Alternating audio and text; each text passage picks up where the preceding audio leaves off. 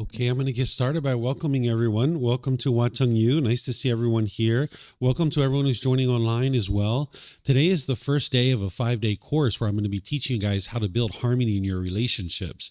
Harmony in relationships is oftentimes something that people really struggle with. In the unenlightened state, you'll have a lot of difficulties, whether it's with your parents, your siblings, your life partner, your children, boss, coworker, neighbors. You can have all kinds of difficulties and struggles in these relationships, but there's a way for you to improve that. And it's through the cultivation of wisdom and training your own mind. Oftentimes when people are having difficulties in relationships, they think the way to solve that is to change the other person. But what the Buddha is going to help you to be able to understand is how you can build harmony in your relationships by changing your own mind, because you actually can't change other people. Each individual person needs to decide to change for themselves. So you have no control over how somebody else functions in the world, but you can change the way that your mind functions. And that's what the Buddha's teachings are going to help you to be able to do.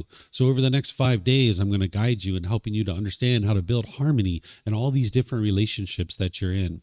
We're going to start with some meditation, and then afterwards, I'm going to introduce you to the course, helping you guys to understand all the different topics that you're going to be learning as part of our course. And then I'm going to be sharing some teachings with you throughout the morning. We take a mid-morning break, and then we take a nice long lunch break, and then this afternoon, I'll share some more teachings with you. But let's get started with some meditation just to start our course off. If you would like to join in meditation, the way that I start this is with some chanting. You guys are welcome to chant along if you like. I have chanting sheets over there on the cabinet that you're welcome to help yourself to.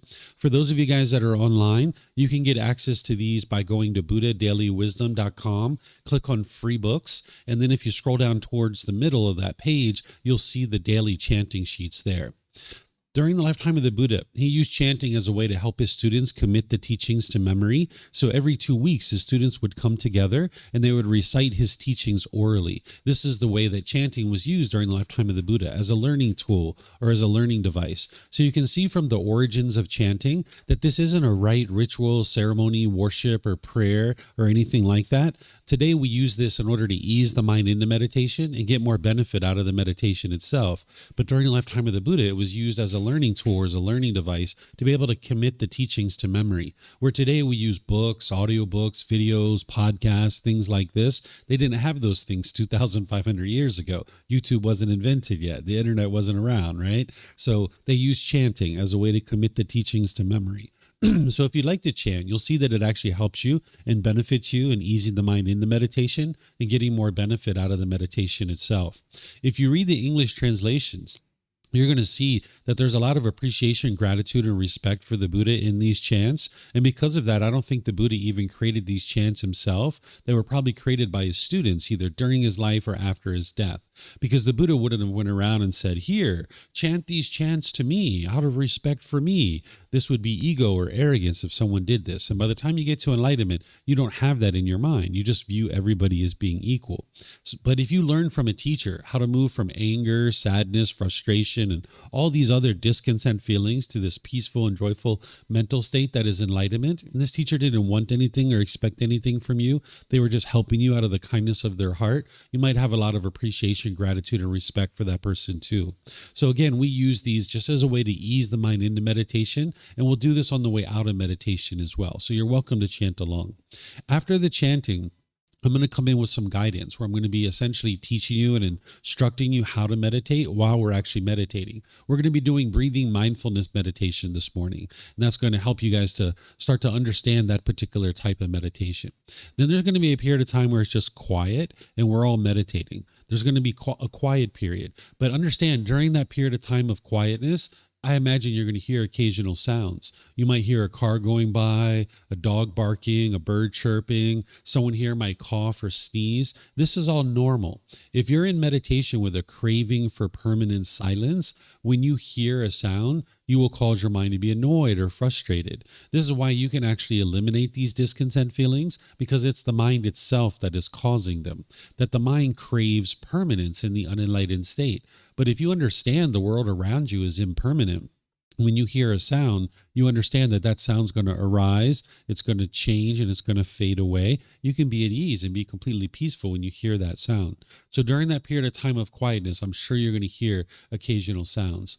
Then we're going to come out of meditation with some more chanting. And that's where I'll start today's class, helping you guys to get familiar with the course and what it is that you're going to learn throughout the entire week. In terms of your body position for meditation, in the foundational programs and all the other things that I teach, where I'm actually introducing students and teaching them the 4 positions of meditation, they are seated, lying, standing, and walking. And you would learn these different positions at different times. If you need help with any of these, you can always ask at any time during the course. Oftentimes people are learning in the seated position, so I'll give you guys a little bit of guidance on that, but it's important for you to learn all these other positions because they'll be helpful for you at different times in your journey to enlightenment. The seated position, you could be sitting on the floor in a chair. If you're at home, you might be on a bench or a sofa or a wheelchair. You can sit however you like. There's not just one fixed way to sit because that would be permanence, and we live in an impermanent world. So I'll give you some suggestions or recommendations, but just understand that you can sit however you like. As long as you're comfortable, that's all that's important. So if you're on the floor, you might have some cushions under your rear. This will kind of help soften your seat a bit. And if you're going to bring your legs together in the cross-leg position, you might just do that lightly so that there's not pain in the lower body. Some people like to put their legs off the mat. This gets their hips up in the air and again allows the circulation to flow and ensure that you don't have pain in the lower body. The Buddha put his right hand over his left with his thumbs together, and he put this into his lap. But remember, it's not about everyone doing it exactly the same way. There's other options here as well.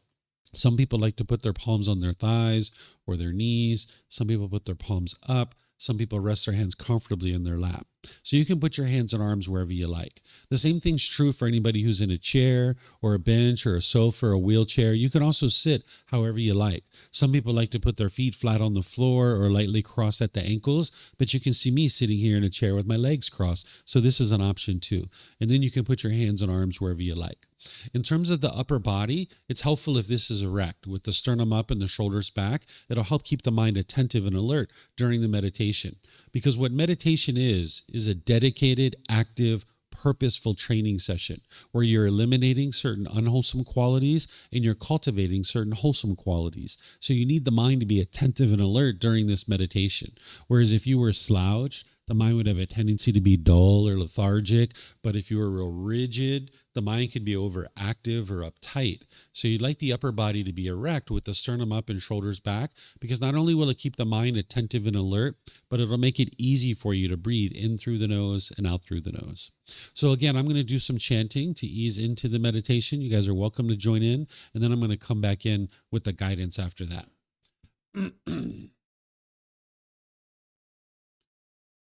Arahang Samma Sambuddho Mahakeva Bhutang Mahakavanhang Apivateyami Savakato Mahakavata Tammo Namang Namasami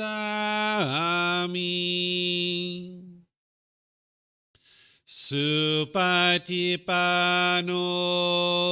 Mahakavato Savakasangho Sanghang Namami Namo Rasa Bhagavato Arahato Samma Sambuddhassa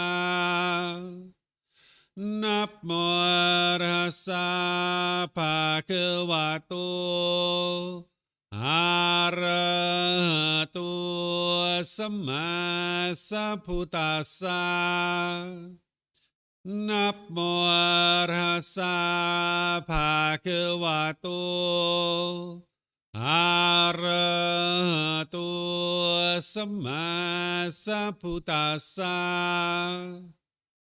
Iti piso Mahakava Arahang สัมมาสัมพุทโธ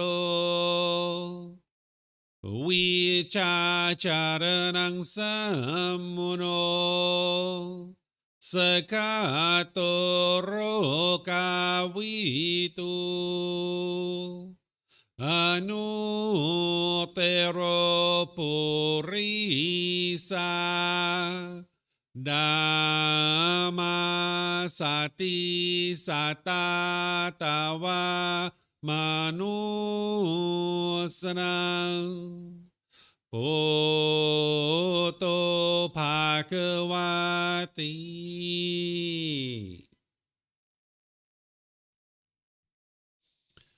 Okay, with the lower body and hands and arms comfortable, and the upper body erect,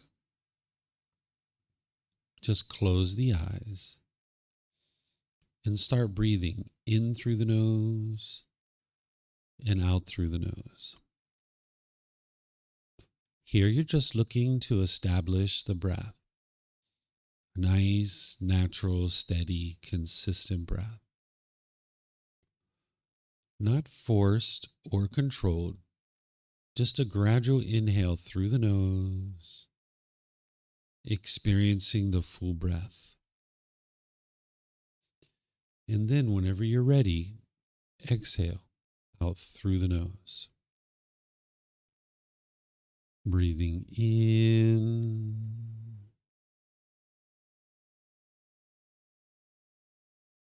and out.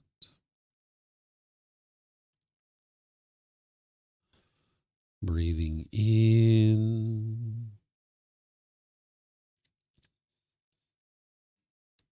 and out.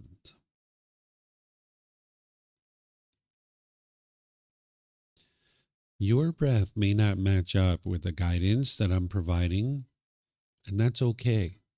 This is your practice. I'm just here for guidance. You can use this voice as a reminder that whenever you get to the next inhale, breathing gradually through the nose, developing a nice, natural, steady, consistent breath. And then whenever you're ready, exhale out through the nose, experiencing the full breath. Breathing in and out. Breathing in and out.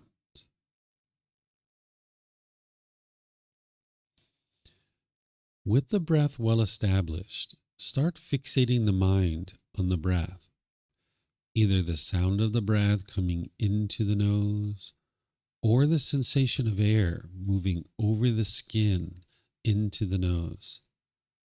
The breath is the present moment. Fixate the mind on the breath, the present moment. Breathing in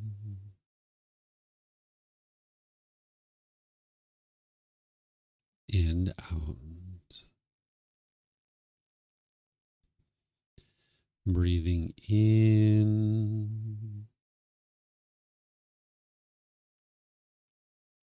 and out.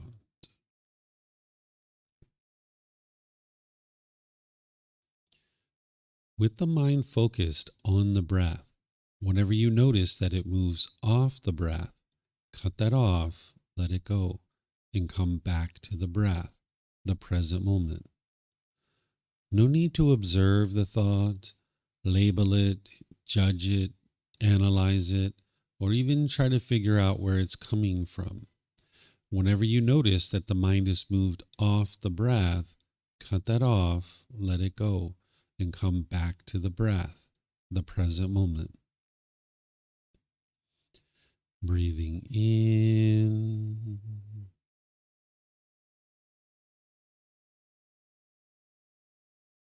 and out.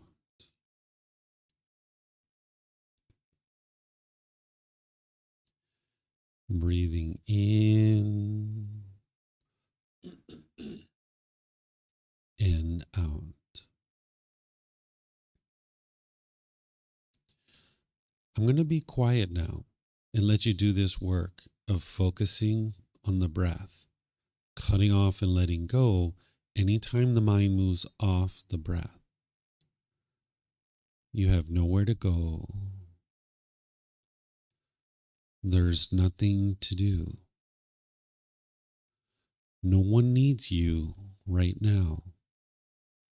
This is your time to focus on the breath. Breathing in and out.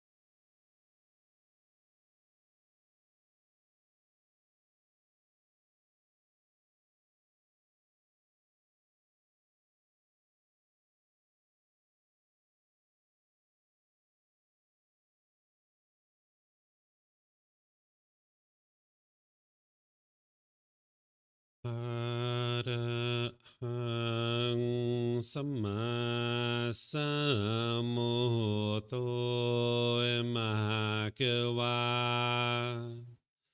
พุทธังมหะเกวันังอภิวาเทมิสวากขาโตมหะเกวัตตาธัมโมธัมมังนามัสสามิสุปฏิปันโนมหะเกวะโตสาวกสังโฆสังฆังนามามิ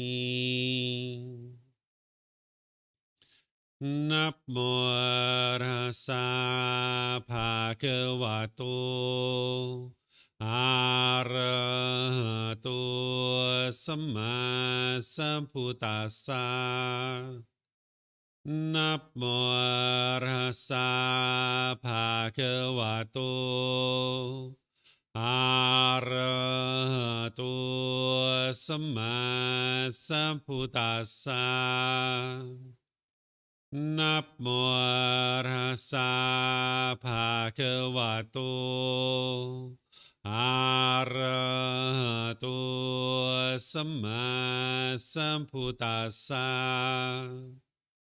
อิติปิโสมหะเกวาอะระหังสัมมาสัมพุทโธ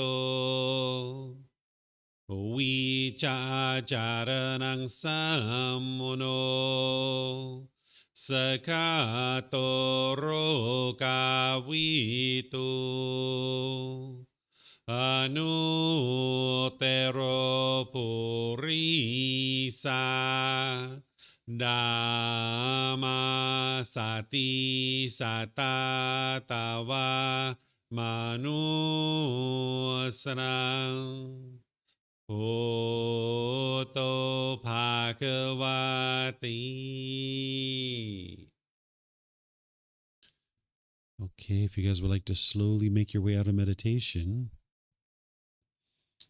Once again, welcome to everyone. Nice to see everyone here this morning. Welcome to everyone who's joining online as well.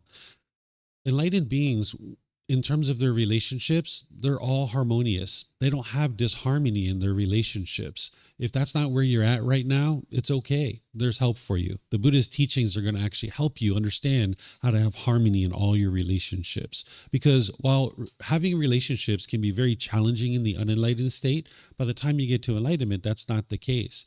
Relationships, yes, can be very challenging, but they're also very rewarding too. If you have very successful relationships, you'll be able to see that it's wonderful to live life and have be at ease when you're around people and be at ease in having relationships with people. Right now, if that's not the case, the only reason why that's happening is because there's a lack of wisdom that's in the mind. The way an enlightened being gets to the point where they have harmonious relationships is they cultivate wisdom. And by cultivating wisdom, you'll actually be able to understand what are the wise decisions that you can make in your relationships that are actually going to produce wholesome results for you. Everything in the teachings of the Buddha are about cultivating your own mind. So you won't hear me talk in this course about changing other people. Sometimes that's what people think that building harmony in relationships is that you need to change other people. But what the teachings of the Buddha are going to help you to be able to see is how you can change your own mind. And by changing the way you interact in the world through this cultivation of wisdom and now making decisions based on that wisdom, your relationships will change. I know I struggled with relationships for a very long time, all throughout my life. And I always kept trying to change other people. And it doesn't work because you can't change other people. If someone's going to change, they need to decide for themselves that that's what they're going to do.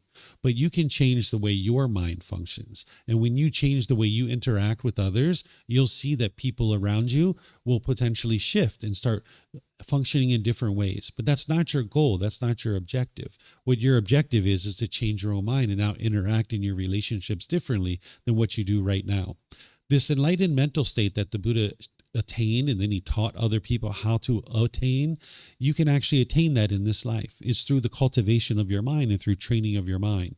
The Buddha discovered individual pollutions that are in the unenlightened mind. And when you understand what those pollutions are and you uproot them and eliminate them out of the mind through training of the mind, then you'll experience more and more peace and joy and harmony in your relationships.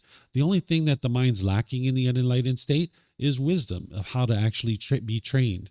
Just like when we were growing up as children, we needed to learn how to clean this body. We also need to learn how to clean the mind. And if we didn't learn that growing up, then no wonder people walk around with stress and anxiety and difficulties and struggles and things like this. Well, now you're in a place where people understand how to clean the mind. You might not have learned that growing up as a child because our parents didn't understand that. But now as an adult, you can make the choice to actually learn this on your own. But just like with taking a shower and taking a bath when we were a little kid, we were like, no, I want to play. I don't want to take a shower. That's kind of what your mind's going to do in some cases. It's going to be like, no, I don't want to do that meditation. I want to be over here and I want to play.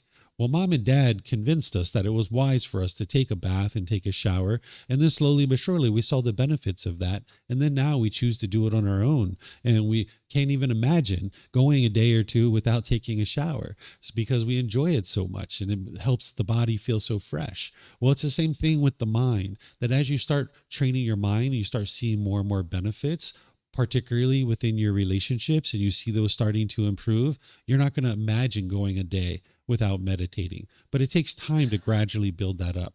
What enlightenment is where the mind is completely peaceful, calm, serene, and content with joy. By the time you get to enlightenment, you will no longer experience any discontent feelings. You won't experience any anger, sadness, frustration, irritation, annoyance, guilt, shame, fear, stress, anxiety, loneliness, boredom, shyness, resentment, jealousy. All of this has been eliminated through eliminating the causes and conditions that produce this. You can't meditate your way to enlightenment, so you're going to need other things besides meditation. But you also wouldn't be able to get to enlightenment without meditation either. So in this course, we're going to be spending plenty of time helping you to be able to develop your meditation practice. But there's other wisdom that you need besides just meditation to be able to get to that point where you can gradually see your mind improving over time. By the time you get to enlightenment, you'll notice that your mind has focus, concentration, clarity, and deep memory, because your minds will be performing optimally. By getting those pollutions out of the mind, you'll see that it'll perform optimally. And you'll notice your personal and professional relationships will all be blossoming. They'll be at ease. You'll notice that you'll be able to conduct those without any issues whatsoever. Sure, other people might have issues, but your mind won't be having any issues. You'll be able to be at ease in all of these relationships. You'll get to the point where you're not even in a bad mood any longer. So I'm going to introduce you to this course and helping you to see what it is I'm going to be sharing with you, because you're going to see a whole spectrum of things that I'm going to be sharing with you. As I mentioned, I'm going to be teaching meditation and helping you with that, but there's much more than just meditation that you need. You need to cultivate wisdom about how to have relationships that are harmonious. And when you're learning with me, you're going to hear things that are completely opposite of the way that your mind currently thinks and the way that you currently do things.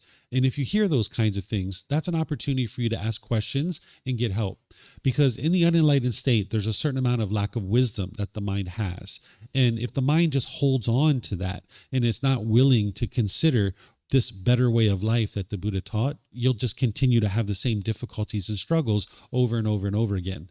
If you're in a classroom where when the teacher is teaching, you understand and already have known the same things that this teacher is teaching, and there's nothing new for you in that particular course, you're not in the best place to be learning, growing, developing, and evolving as an individual. So when you're in a classroom where you hear things completely opposite of the way you currently think and the way you currently function, that is really wonderful for you, because you have an opportunity to grow and evolve and understand things that you don't currently understand.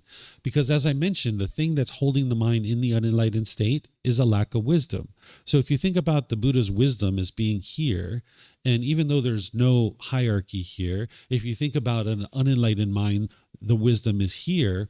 Well, of course, when this is being explained to you, it can sound very foreign. It can sound very different than the way that it is that you currently think about the world and the way that you currently function. So rather than just hold on to what you currently think about the world and continue to experience difficulties and struggles, it's important to ask questions about that wisdom that you're hearing, that it doesn't quite sound right to you. It's completely opposite of everything that you've already understood or thought that you've understood about the world. So there's going to be situations where you hear me share things that are completely opposite of everything you've ever done in your life. But you can see that in your life right now, you don't have a 100% harmonious relationship. So there's things that you're not currently understanding about the world. If you experience anger, sadness, frustration, or any of these other discontent feelings like guilt and shame and stress and anxiety and others, then your mind isn't yet fully awake. What we mean by being awake is that you've cultivated wisdom of how the world works around you, the natural laws. And in that situation, you're going to hear things when you're learning about this enlightened mental state and how to get to it that are completely opposite of what you currently think. Even if you studied teachings that are considered Buddhist in other places, if you haven't studied with the original words of the Buddha, there's things that I'm going to share with you that might be completely different than what it is that you've seen in other environments. But I'm going to share with you based on the original words of the Buddha, and then I'm going to invite you to be able to independently verify what it is that I'm sharing with you. Everything that the Buddha taught is independently verifiable. So if you're hearing things that don't sound like the way you currently think about the world, that's an opportunity for you to ask questions and ask how to independently verify that. Because everything the Buddha taught is independently verifiable. You can't believe your way to harmonious relationships. There's no belief in the teachings of the Buddha. Because with belief, you don't know what's true or false. You're just believing it. Because somebody convinced you to believe it, or you convinced yourself to believe it. What you need to do is be able to get to wisdom. And the way you get to wisdom is through learning, examining, and investigating the teachings of the Buddha. That's what I'm going to do with you as part of the class. Then you need to reflect on those teachings to independently verify whether they're true or false. And I'm going to show you how to do that in many of the talks that I'm giving. Then I'm going to invite you to practice the teachings. You're going to need to decide to integrate these teachings into your day-to-day life. And that's where the real results are coming from. Because you could sit here and intellectually learn the teachings and understand them to a certain degree. But if you're not practicing the teachings, meaning making decisions through this wisdom each and every day, you're not going to see the results that you need to see. So this is the process of being able to awaken and get into this wisdom, is learning, examining, investigating, reflecting to independently verify, and practice the teachings. And don't believe anything that I say. Don't believe anything I write in books. Don't believe any of that stuff. Instead, you need to independently verify it and see it for yourself. So here's the course of how we're going to progress forward is each day, this is kind of our rough schedule, is that at 9 a.m., I'm going to be starting with chanting and meditation. And tomorrow morning, I'm going to be teaching you loving kindness meditation, because that's the real focal point of this particular course, is that the unenlightened mind doesn't understand love, and it has a certain amount of anger and hatred, bitterness, and hostility in the mind. That's what's hindering you from experiencing harmonious relationships. So we're going to be doing loving kindness meditation in the mornings. So I'm going to teach that to you tomorrow morning, and then we're going to actually be doing it each individual morning. So when you come in, you're welcome to just come in and get your chanting sheets if that's what you'd like to do. And we're going to be starting meditation right at 9 a.m. By 9:30, I'm going to be transitioning into a talk about the teachings. This is where I'm going to help you to understand what the teachings of the Buddha are so that you can examine them and investigate them. And I'm going to show you how to reflect on them. And then if you choose, you can integrate the teachings into your life and start practicing them and see the results that you're experiencing because of it. We'll take a mid-morning break, normally around 10:30, 11 o'clock, somewhere around there. We'll take a mid-morning break. Then we'll come back and learn a little bit more. And we go to lunch usually around 12 o'clock, sometimes a little bit earlier, sometimes a little bit later, just all depends. And then we typically take an hour and a half lunch break. And then we come back around 1:30. I will let you know each day when we go to lunch what time we're going to start back up again. And then we have an afternoon session where we will start with some meditation, and then I will teach you another topic in the afternoon. And we usually finish up around 3. Again, sometimes a little bit earlier, sometimes a little bit later. So that way you have the whole rest of the day to enjoy yourself and go out into the world and actually practice what it is that you've been learning in your class here. So that's why we have that short day where we end at 3 o'clock so you can go out and actually practice the teachings. Sometimes when you come to places like this and you have retreats and stuff, everybody's silent, everybody stays in the temple, nobody's talking. But what I like to do is I like to create an environment where you can learn, but then you can go out and use those teachings and actually integrate them into your day-to-day life. And that's what's going to help you to be able to experience the transformation in your life to having harmonious relationships. This course is based on this book, this very first book, which you can actually get for free. You can download it from our website. You can take it and go print it. You can get printed versions here by just reimbursing us for the printing cost, or you can order it on Amazon if your country has access to Amazon. So this particular course, I'm going to be teaching chapters 4, 5, 8, 11, 13, 14, and 15 out of this book. But there's other things in this book besides these chapters, of course, and you're going to need this book to really lay a really nice foundation for you. There's some students that tell me that they read this 8 or 12 different times, and each time they actually gain some benefit from reading the book. So you might decide that you would like to get a version of this. And again, it's available for you at no cost if that's what you would like to do. So this is about half of the course, these particular chapters, but there's another half of this course that I've actually never written about. I've never put it into a book because writing about harmonious relationships, it's not like a prescription. It's not like black and white. It's not like a decision tree that if this happens, do that, and if this happens, do that. It's more of something that needs to be taught in a class like this. So I haven't written about half of the topics that what I'm actually going to be sharing with you in this particular course. So you'll see that there's certainly things that you need to read in the book to be able to learn these chapters, but then there's a whole nother section of content in this course that I only teach it in this course. And I teach this course 4 times a year. So you can get this book in PDF, Kindle, or print, and it's the first volume of this 13 volume book series. Okay. So these are the topics that I'm going to be discussing and helping you guys to learn as part of our course. The first one is the Eightfold Path. This is the path for all humans to enlightenment. I'm going to be sharing this with you this morning. That's the real core and central teaching of the Buddha. If you're interested in experiencing any beneficial results in your life based in the teachings of the Buddha, you would need to know this teaching inside and out, backwards and forwards, left, right, up, down. And I'm going to be sharing it with you based on the original words of the Buddha, which you guys might be saying, well, of course, how else would you do it, right? You'd be surprised that there's a vast majority of the world doesn't study with the original words of the Buddha. You can get on the internet and Google the Eightfold Path all day long, and you're going to be getting so many different sources, and they all contradict each other. And they're not typically based in the original words of the Buddha. And this can leave you very confused about how to actually practice these teachings. But when you study with the original words of the Buddha, you'll be able to see what did he teach and what he didn't teach. And now you'll be getting the true teachings that are actually going to produce results for you. I've been to over 200 temples in my life, and I've only ever been to one temple that shares the original words of the Buddha. So if you do the math, that's less than 1%. So while there's 500 million people in the world that consider themselves to be Buddhist, a very small percentage of them study with the original words of the Buddha. But now you're in a community of practitioners that study with the original words of the Buddha. And that way you can see what did he teach and what he didn't teach. And then you don't believe that, you independently verify it and see the truth for yourself. So I'm going to walk you guys through that. And it's going to take the entire morning for me to do that because this is a pretty extensive teaching. Then this afternoon, I'm going to teach transforming the 3 poisons of craving, anger, and ignorance, where in the Eightfold Path, you're going to get this little window into the unenlightened mind and why you experience what you experience and how to improve it. This particular teaching is going to broaden that, and it's going to deepen it for you to help you understand more.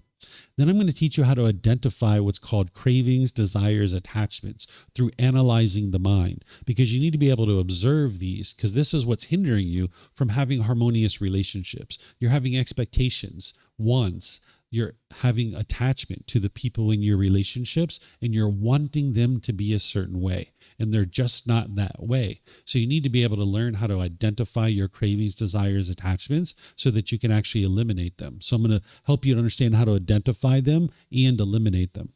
Then I'm going to teach you what's called the Brahma Viharas, or cultivating healthy mental states. This is loving kindness, compassion, sympathetic joy, and equanimity.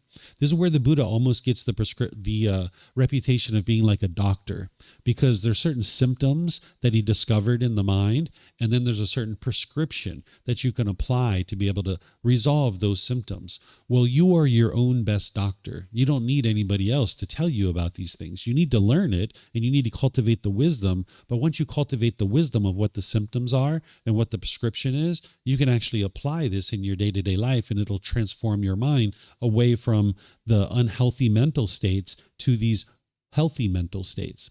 Then on Wednesday morning, the real focal point of this course is to help you understand what is true love, because this is the reason why individuals aren't experiencing harmonious relationships, because you typically aren't understanding what true love is, and therefore you're not practicing true love. If you're actually falling in love with people and out of love with people, this actually isn't love. You haven't understood love yet.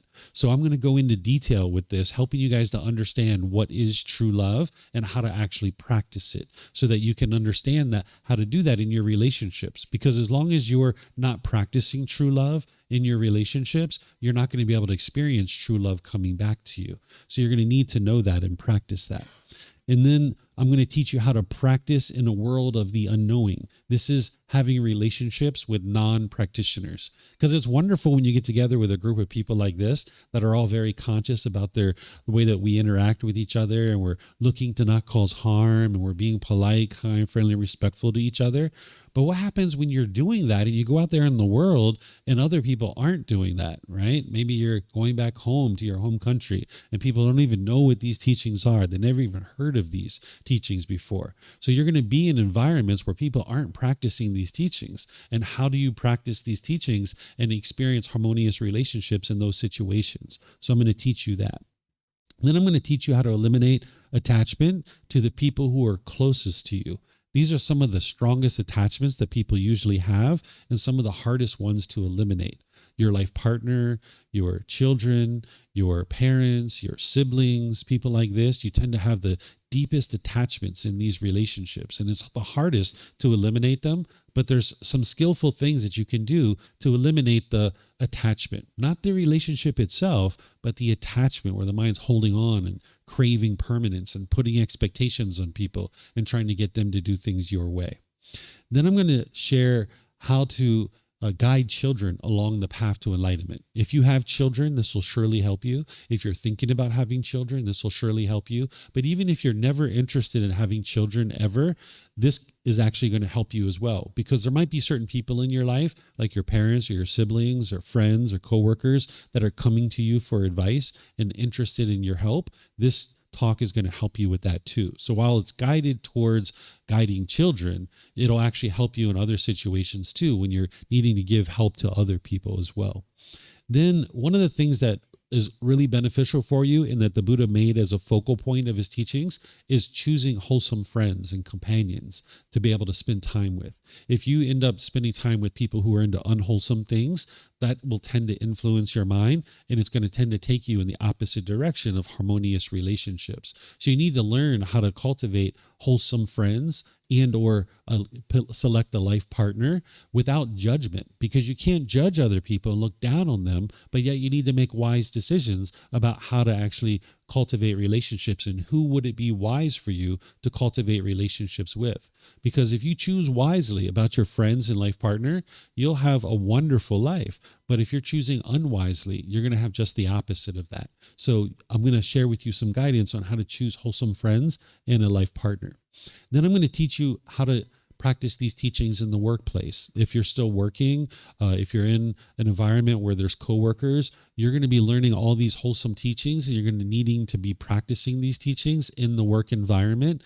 But oftentimes other people aren't practicing these teachings. So I'm going to share with you how to practice these teachings in the work environment. Because if you're only practicing these teachings in your private life, you would actually never get to enlightenment. You're going to need to practice the teachings at all times. And because the Buddha is teaching you the natural laws, you can practice these teachings in your day-to-day life, and other people don't even necessarily need to know that what you're doing is practicing the Buddhist teachings. Then I'm going to teach you what's called the art of the friendly no. How to say no without saying no, right? One of the things that the unenlightened mind doesn't like is to hear the word no. So one of the things that the Buddha is teaching you is not only how to train your mind to get to peace and joy, but how to interact with other beings that are unenlightened and that aren't on the path. And if somebody invites you to a party, like a coworker or friend or family member, they say, hey, I'd really like you to come to my party. Would you like to come to my party? And if you said, no, I can't come. Oh, they get angry, they get frustrated or something like this. And you're not causing that anger, but they don't know that. They don't understand that. So I'm going to teach you this art of the friendly no, how to say no without saying no, so that you can actually still maintain a harmonious relationship with these people while still not going to the party if that's what you're choosing to do. Because sometimes you might try to force yourself to go to certain events and you really don't want to be there and you feel miserable the whole time that you're there, and you're only going because you don't want mom to get angry, or you don't want your brother and sister to be frustrated with you, or something like this. But you can choose to not go to events, but you need to be able to understand how to do that without saying the word no, because oftentimes the unenlightened mind doesn't like to hear that. So I'm going to teach you that.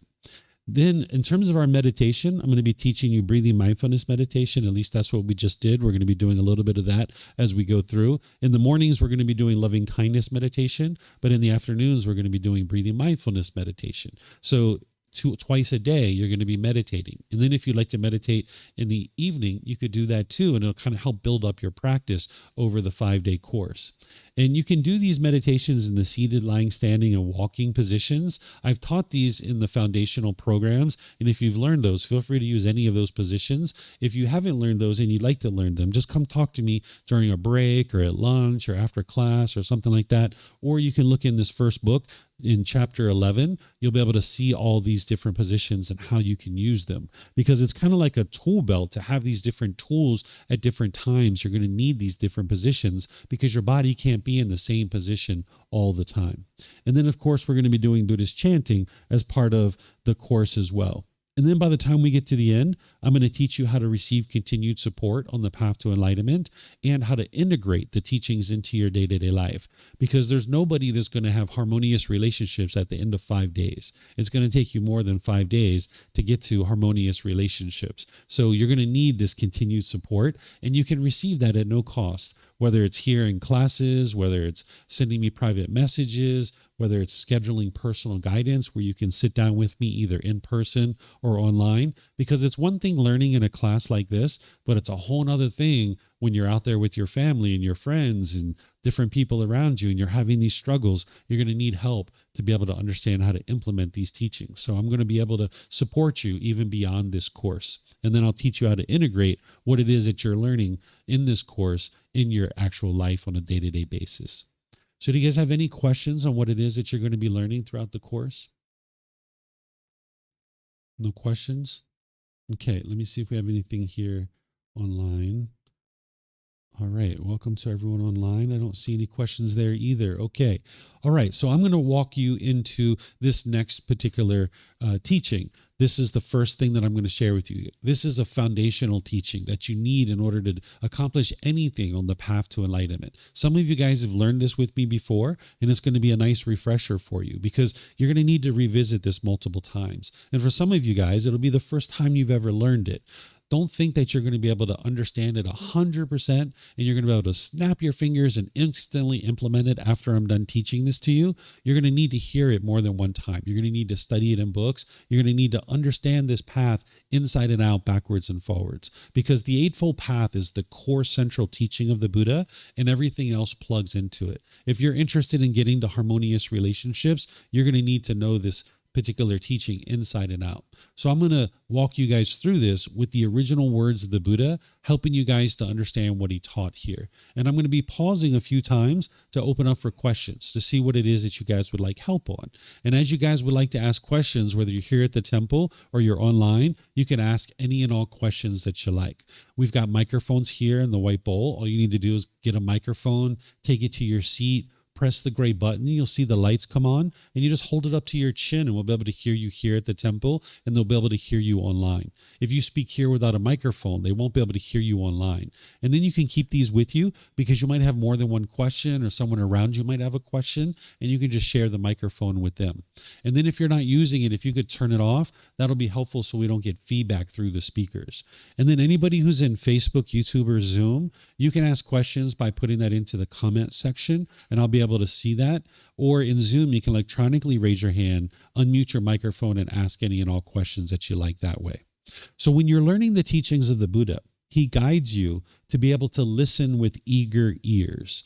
The teachings of the Buddha aren't going to just roll over you like a bunch of waves in the ocean. You're going to need to actively be involved in your own learning, growth, and development. A teacher is a tour guide. We're pointing out for you the things that you need to learn, but it's the individual student that needs to choose to actively learn.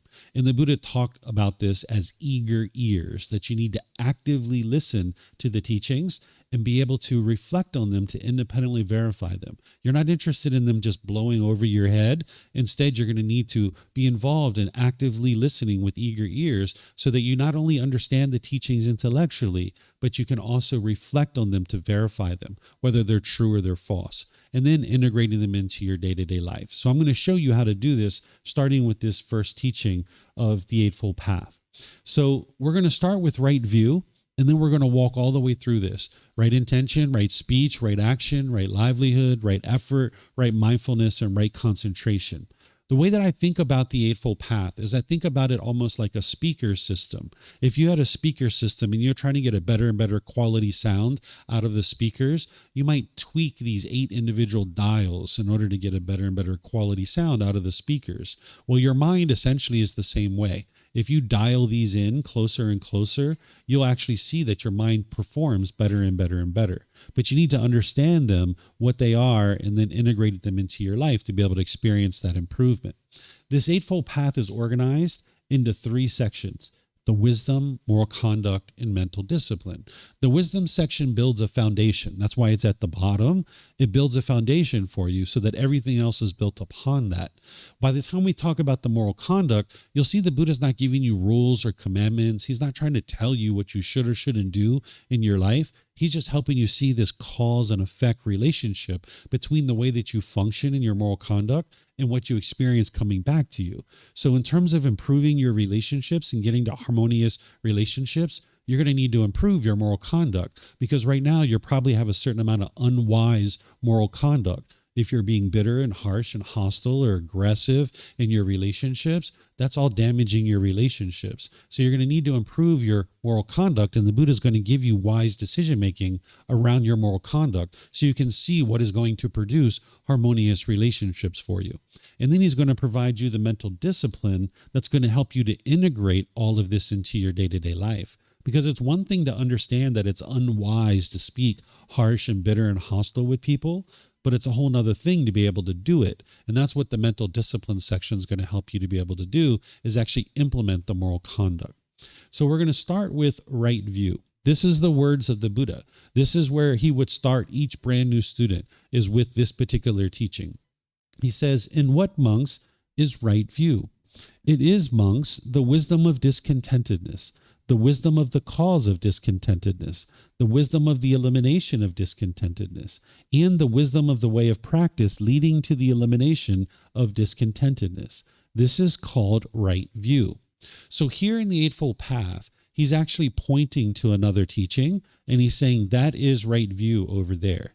What he's pointing to is a teaching called the Four Noble Truths. That's the very first beginning teaching of the Buddha.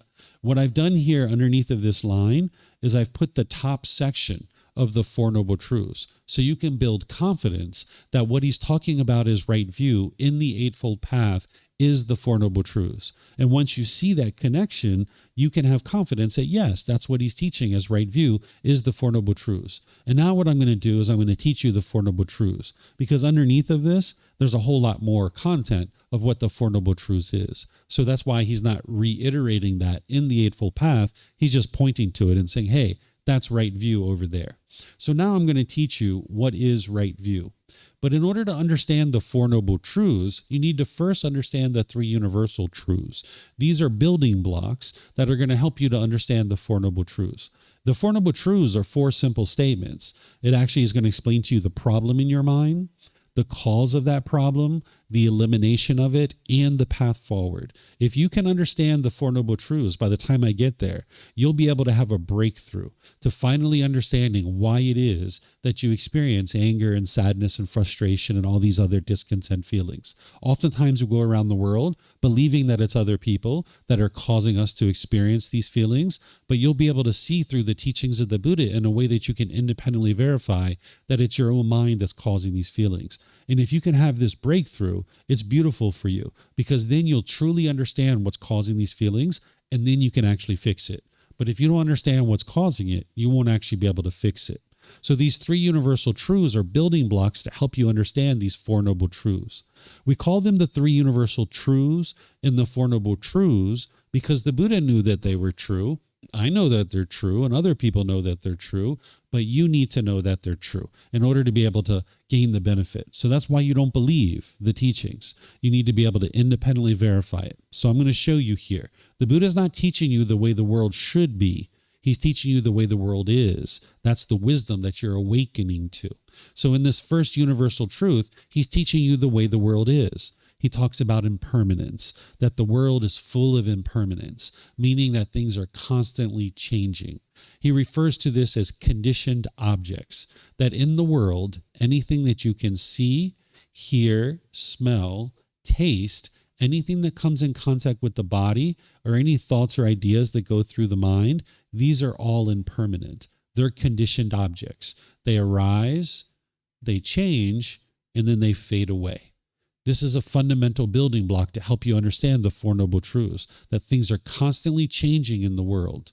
Okay? These are called conditioned objects. Anything you can see, hear, smell, taste, anything that comes in contact with the body, or any thoughts or ideas that go through the mind. Then there's something called unconditioned objects. Unconditioned objects do not arise, they do not change, and they do not fade away. Enlightenment is that way. By the time you get to enlightenment, it is a permanent mental state, that there's nothing that's producing it, so therefore it can't be eliminated. It's unconditioned. There's no condition that's causing it, so therefore it is a permanent mental state. Same thing with the natural laws that the Buddha taught. When he taught 2,500 years ago, it's the same natural laws that exist today. Those natural laws haven't changed. That's why his teachings are timeless. The natural laws are unconditioned. They don't arise, they don't change, and they don't fade away. So the same things that he taught 2,500 years ago to get to enlightenment are the same things that are needed today. So this universal truth of impermanence is helping you to see that everything in the material world around you is constantly changing. It is impermanent. Okay, so it just took me 2 minutes to maybe explain that to you. That's the intellectual part of this. This is the learning part. But now you don't believe that. You need to move it into reflection to be able to independently verify whether it's true or false. So what I suggest you do is you start looking around the world to see if you can find something that is permanent, right? Anything you can see, hear, smell, taste, anything that comes in contact with the body, or any thoughts or ideas that go through the mind. So the way you reflect on this is I suggest you start with something that you're already familiar with, like this human body. Ask yourself, is this body permanent, meaning that it never changes, or is this body impermanent, meaning that it's constantly changing? So what would you say? Is this body permanent or impermanent? It's impermanent, right? Ever since the egg and the sperm came together, this body's been constantly changing. We get taller, we get shorter, we get bigger, we get smaller, right? We start losing our hair, we get wrinkles and moles, pimples, our teeth grow in, then they fall out, then they grow in again, right? And then we get cavities. This is all constant change with the body. What about your relationships? If your relationships are permanent, that means you've had exactly the same people in your life, your entire life. Or if they're impermanent, that means you've had people coming and going in and out of your life throughout your life. So are your relationships permanent or impermanent? They're impermanent, right? People have been coming and going in and out of your life. What about your bank account? Is your bank account permanent or impermanent? It's impermanent, right? It's going up and down and up and down. Some people's goes up, up, up. Some people's goes down, down, down, right? So that's constant change. What about the weather? Is the weather permanent or impermanent? Impermanent? Yeah, it's constantly changing, right? It's sunny, it's raining. Some places it snows, it sleets. There's a typhoon or hurricane, different weather events. We could go on and on and on like that, right? And that, if that's what you need to do, you should, because you need to independently verify it. You need to see the truth for yourself. When you look around on the floor of the temple, you see these wood planks. Some of them are longer, some of them are shorter, some of them are one color, some of them are different color, right? This is all impermanence, right? You're walking down the street, you see a crack in the sidewalk, that's impermanence, right? Here in Thailand, some streets have sidewalks, some streets don't, right? That's the same way in your country too. But here in Thailand, some sidewalks are flat. Some of them you actually walk on the sidewalk like this, right? You have to walk up and down the sidewalk, right? Things are constantly changing. You look at the trees and you see green leaves in the tree and you see brown leaves on the ground. That's change. That's impermanence, right? So you need to be able to see this in your day-to-day life by looking around you to independently verify it and deeply soak it in your mind so you know that it's a universal truth. Then we have the universal truth of discontentedness. This is where the Buddha helps you to understand the unenlightened mind. Some people refer to this as suffering. If you've studied the teachings of the Buddha in other places, but I don't use this word because it doesn't accurately reflect what the Buddha was teaching here. So I'm going to share with you what the Buddha was teaching, and then I'm going to circle back and help you understand why I don't use the word suffering. So what the Buddha is describing here is what the unenlightened mind experiences, which are called conditioned feelings. That there's some condition that is being met, and then the mind in the unenlightened state is going to experience either pleasant feelings, painful feelings, or neither painful nor pleasant feelings. The pleasant feelings are things like happiness, excitement, elation, thrill, exhilaration, euphoria. Very pleasant to experience those feelings. And it's based on some condition. So if you look outside and it's sunny and you get really happy, that's a conditioned pleasant feeling. Because based on the condition of the sun, you are now experiencing happiness. The mind is now happy. Then there's painful feelings like sadness, anger, frustration, irritation, annoyance, guilt, shame, fear, stress, anxiety. Very painful to experience these feelings. But again, it's based on some condition. There needs to be some condition met in order for the mind to experience that. And then there's neither painful nor pleasant feelings. I put boredom and loneliness here, but some people say that that's very painful for them. So you could put that in the painful category if you like. But shyness is a good example. It's not painful. It's not pleasant. It's neither painful nor pleasant. Or say somebody you don't know came and sat really close to you on public transportation and your body's touching their body and you didn't know this person. You might say, it's not painful. It's not pleasant. Your mind's kind of dissatisfied here. Or maybe you're uncomfortable. That's neither painful nor pleasant feeling. So these are the three feelings that the unenlightened mind experiences. Pleasant feelings, painful feelings, neither painful nor pleasant. These are conditioned feelings. Based on some condition, you're then going to experience this feeling. So for example, an unenlightened being will wake up in the morning and see it's sunny outside. And they'll be like, it's sunny. This is great. I'm going to go on this hike. There's this hiking trail I've been interested in going. I can't wait to go. I'm going to call my friends. This is going to be such an awesome day. I can't wait to go hiking. And then they'll go take a shower. And then when they come out, it's pouring down raining. And they're like, I can't go hiking. And now they're frustrated and angry or irritated, right? This is what the unenlightened mind experiences. Because it based its happiness on the sun, and the sun is not permanent, then that means their happiness is not permanent. This is why you haven't been able to get to permanent happiness, because your mind is experiencing conditioned feelings, that you're basing your inner feelings on some condition. An enlightened being doesn't experience this. An enlightened being will wake up in the morning, they're already happy before they ever woke up. And now they're like, it's sunny outside, sweet, I'm going to go hiking. Been interested to go on that trail for a long time.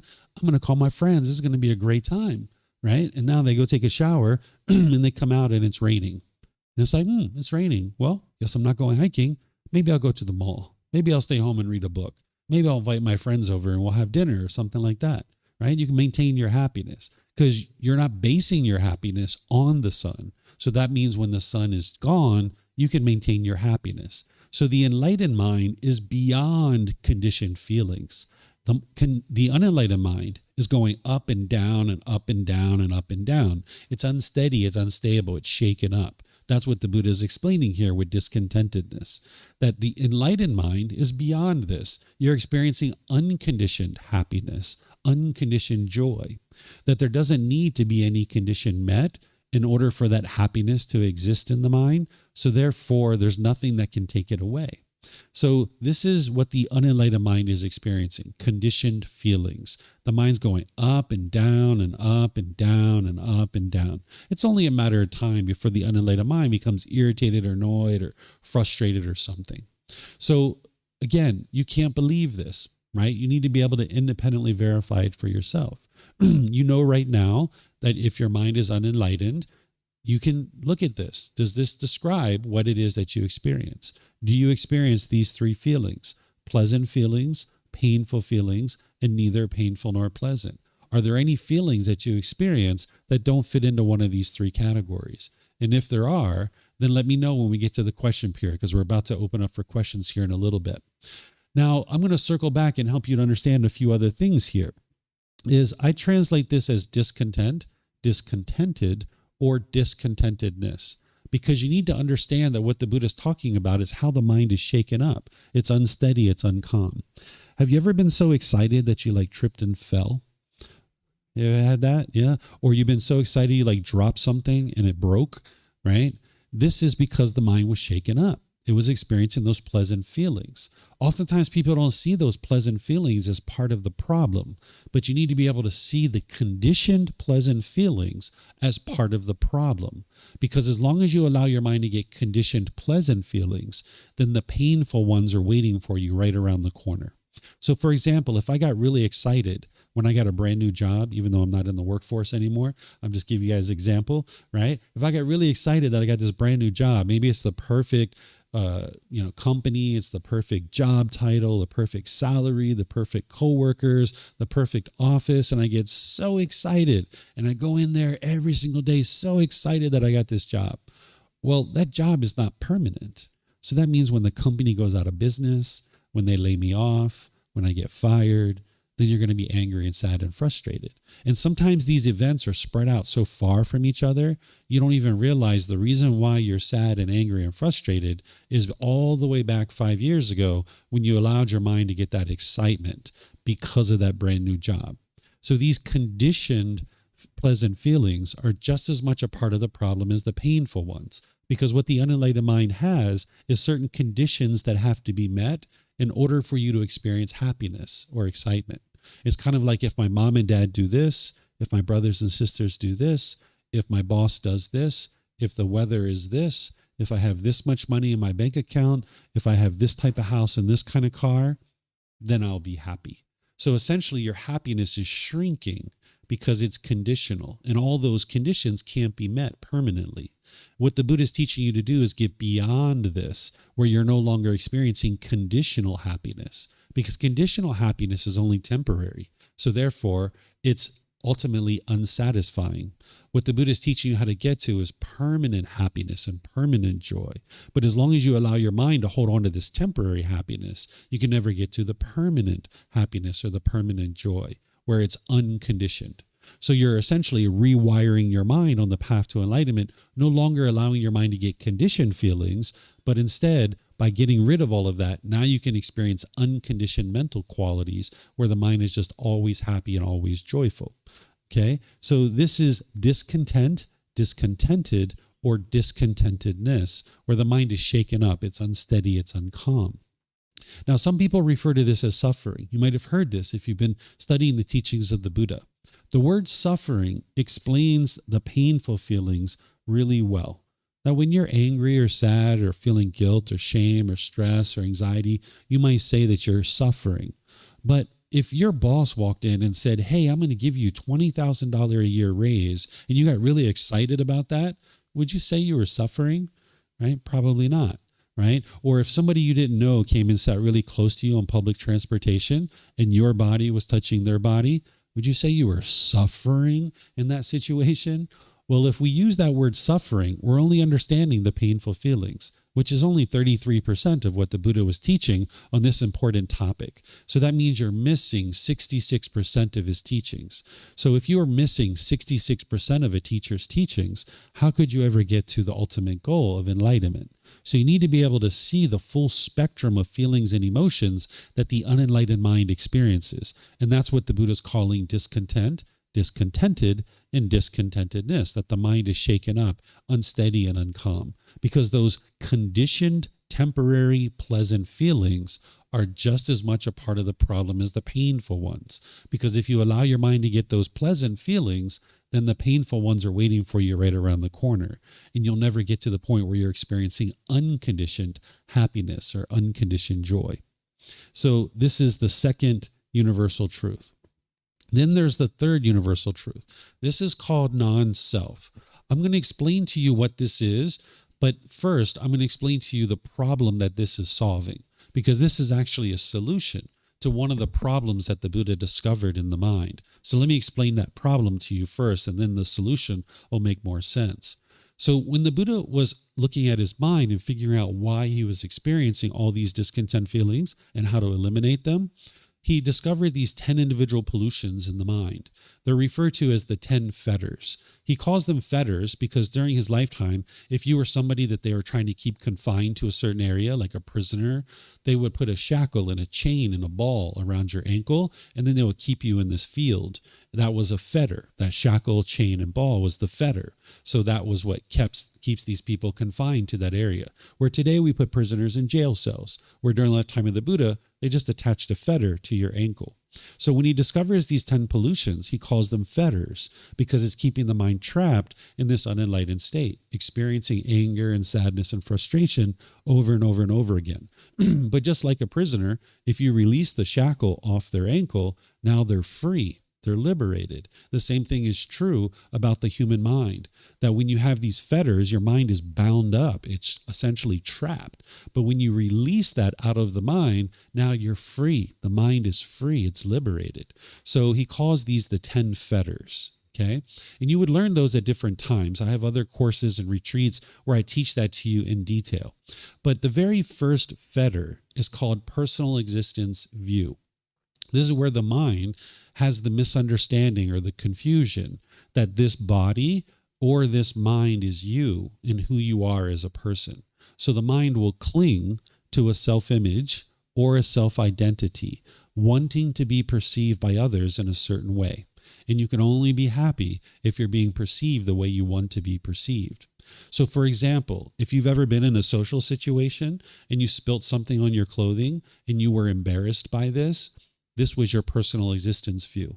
Clinging to the self-image, clinging to this body, thinking that this is who you are, and now wanting to be perceived by others in a certain way. And you can only be happy if you're being perceived that way. And with all this spaghetti sauce or this chocolate ice cream all over your clothes, you're not being perceived the way you want to be perceived, and now the mind is embarrassed. Or if you've ever been in front of a mirror and you saw a wrinkle or a pimple or a mole, or you started seeing gray hair, or you started losing your hair, and you were shaken up by that, that was your personal existence view. It's like, oh my gosh, this body, it's changing, right? And now the mind is clinging to this body, wanting to be perceived by others in a certain way. Or if you've ever stood in front of your closet and you thought, who am I going to see today? And how do I want to look? And then you put on a set of clothes and you looked in the mirror. No, that's not it. You put on another set. No, that's not it. And you put on another one. You're like, all right, now I feel comfortable to go outside. This is personal existence view, clinging to this body, wanting to be perceived by others in a certain way. Or maybe you were like me when I was a kid. I used to get out the gel and the mousse and I would run it through my hair. I'd try to get every little hair in exactly the right spot. And I would do this sometimes in the morning so long on my way to school that I would miss the school bus. Right? Because I couldn't feel comfortable to go outside until I got every little hair in exactly the right spot. Right? So this is personal existence view. Clinging to the body, wanting it to be looking a certain way permanently, and now only feeling comfortable to go outside when you look that way. And then if anything changes during your day, you're experiencing embarrassment or frustration or anger or something else. Then there's the self-identity part of this. The self-identity is where you can cling to your culture, your ethnicity, your sexual orientation, nationality, your job or occupation, any number of things as who you think you are as a person. So, for example, someone might cling to, I am American, or I am Lithuanian, I am Mexican, I am a Brit, I am an Aussie, any of this I am. Well, now when you're, say, in a boyfriend-girlfriend relationship or husband or wife relationship, say your mind identifies with, I am a boyfriend, I am a girlfriend. And now, as long as you're together, you feel a certain level of comfort. But then when you guys break up, your mind doesn't identify with I am single. And you might have felt like you wanted to hurry up and get right back into another relationship because the mind was clinging to this identity of who you think you are as a person. And since that wasn't intact, the mind thinks the way to solve that is hurry up and get back in another relationship and reassume that identity of I am a boyfriend, I am a girlfriend. Or say you have an identity in your mind of I am American. And let's just say you're at a restaurant and 2 tables over, someone says, all Americans are lovely, kind, warm, and gentle. I've never heard this before, but maybe this is something that could be said, right?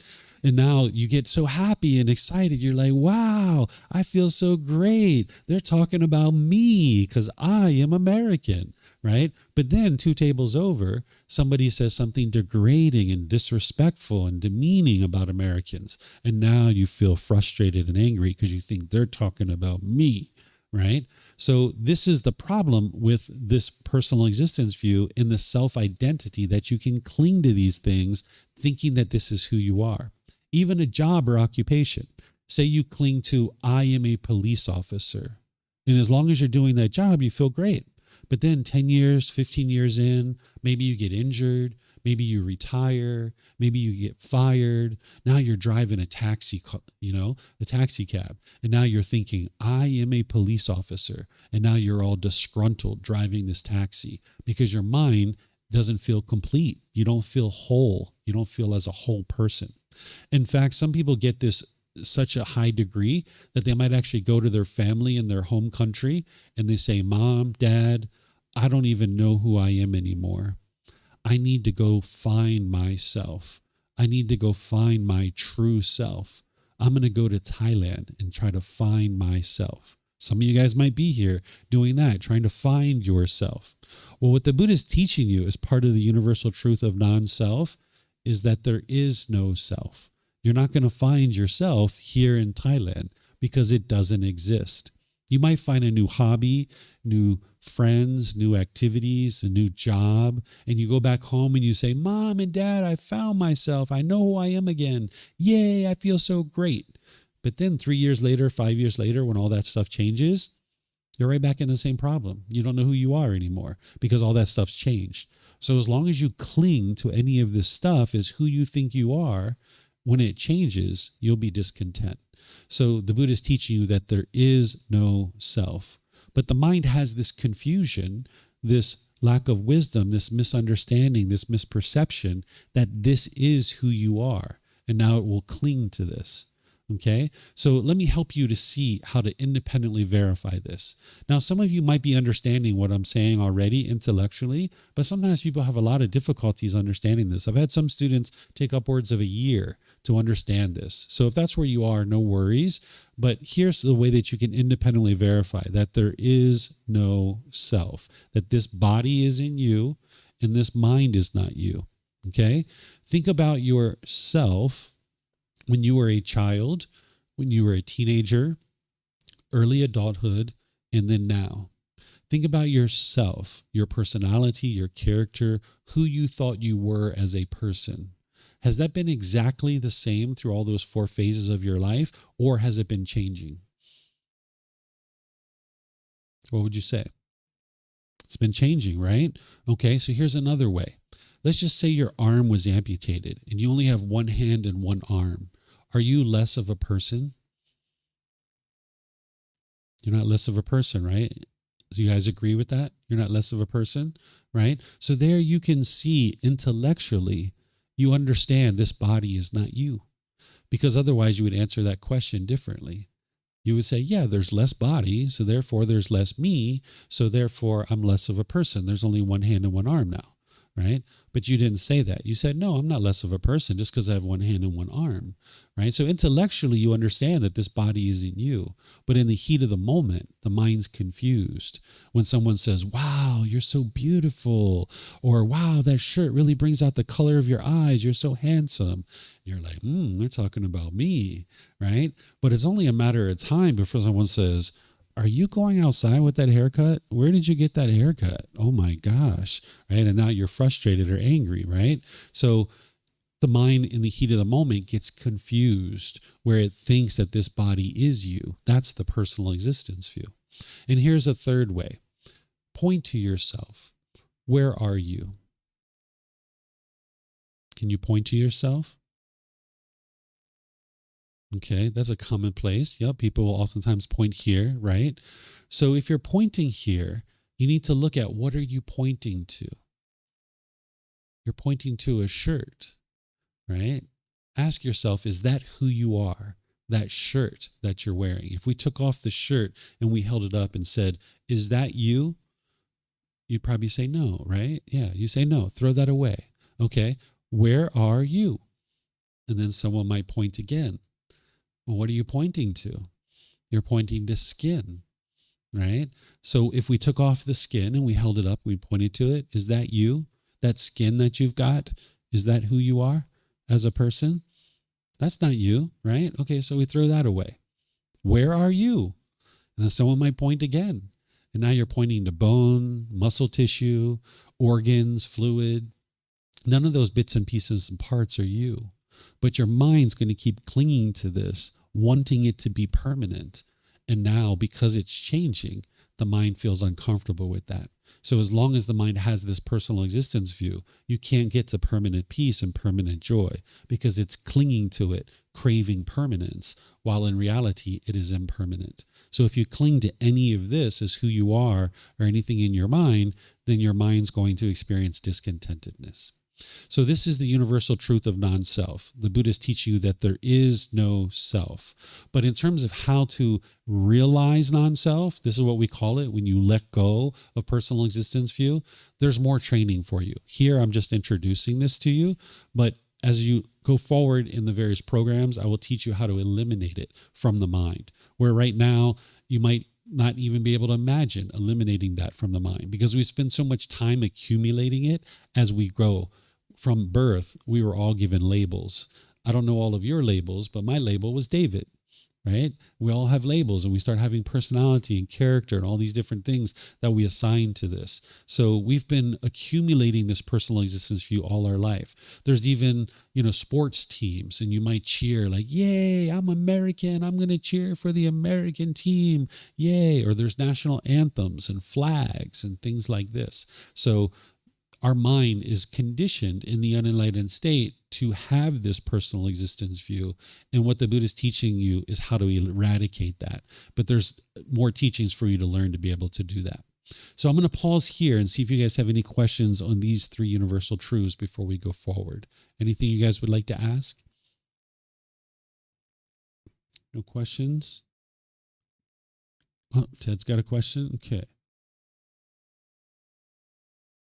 Morning, David. My question is it just the simple fact of not clinging that we're looking at personal existence view? Ultimately, it's just not clinging to anything, including self, because it's a hard one to wrap my head around.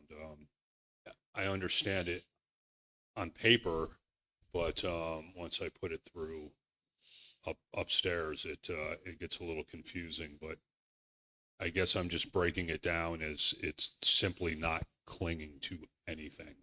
Yes. Is that correct? That's correct. And you need the wisdom to understand how that's unwise. So that's why I gave you a bunch of examples so you can see how it is unwise to cling to any of this. That's where, like, you're not clinging to it, you're not holding on to it tightly, but you're also not on the other side where you could care less, right? You need to take care of this body. You need to eat well. You need to do a little exercise. You need to do things like that. So that's the middle way. Whereas if you were clinging to this body, wanting it to be permanent, you're not going to get to peace and joy there.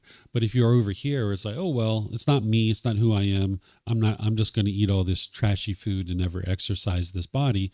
Then you're not going to be peaceful and joyful there either. So you need to come to the middle where you're able to understand that, no, this body isn't me. I'm not going to identify with this as who I am. I'm not going to form my feelings based on how this body looks, but I'm still going to take care of it because it helps to create comfort in the body and it allows this being to live for a longer period of time.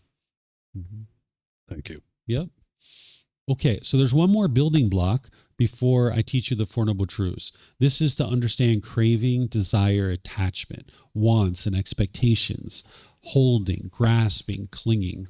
What this is inside the mind, there's longing and yearning. The mind is chasing after the objects of your affection. The mind thinks the next new shiny object waiting around the corner is going to provide lasting satisfaction. So it chases and chases and chases and chases. It's almost like an unquenchable thirst that the mind has. The mind just thinks something external is going to provide lasting satisfaction, so it chases after it. If you've ever been in the mall and you were like, oh, new pair of shoes, yay, oh, I can't wait to get those shoes on my feet, oh, this is going to be so great. Or maybe it's a new mobile phone or a piece of jewelry or an article of clothing or a new TV or video game or something like this. It's not the object itself that is the craving. It's the mind longing, yearning for the object. So do you guys know what I'm talking about here? Have you felt your mind pulling towards things? Do you guys know what I'm talking about? Okay. All right. So good. All right. So now we've got everything we need to understand the Four Noble Truths and have this breakthrough to being able to see what's causing your discontent feelings. The first noble truth is explaining the problem. The problem that everyone is experiencing in the unenlightened state is discontentedness, the conditioned feelings, the mind going up and down and up and down and up and down. It's only a matter of time before the mind does that in the unenlightened state. The pleasant feelings, the painful feelings, the neither painful nor pleasant, the conditioned feelings, basing your feelings on some condition. That's the problem that the unenlightened mind is experiencing. The cause of that problem is that discontentedness is caused by our own cravings, desires, attachments, because the mind wants everything to be permanent when everything in the world is impermanent. Okay, I'm going to say that a few times and give you some examples. Those discontent feelings, the pleasant feelings, painful feelings, neither painful nor pleasant, is caused by craving, desire, attachment, the mind's longing and yearning, chasing after the objects of your affection. The mind wants things to be permanent when everything in the world around you is impermanent. So if the mind gets what it wants, it gets happy. But if the mind doesn't get what it wants, it gets angry or sad or frustrated. So let me give you some examples. Think back to maybe that boyfriend or girlfriend that you got together with. When you guys first got together, you were probably so happy. Wow, I got this new person in my life. They're showing me affection. They're checking in on me. They're sending me text messages. They're inviting me to dinner, to the movies. We're going to the park. We're having great conversations. Maybe you're having intimate contact with each other. Wow, you feel so great. You're so excited, right? But then over time, the relationship deteriorates and then you break up. And now you're angry or sad or frustrated. It's not your love that's causing that.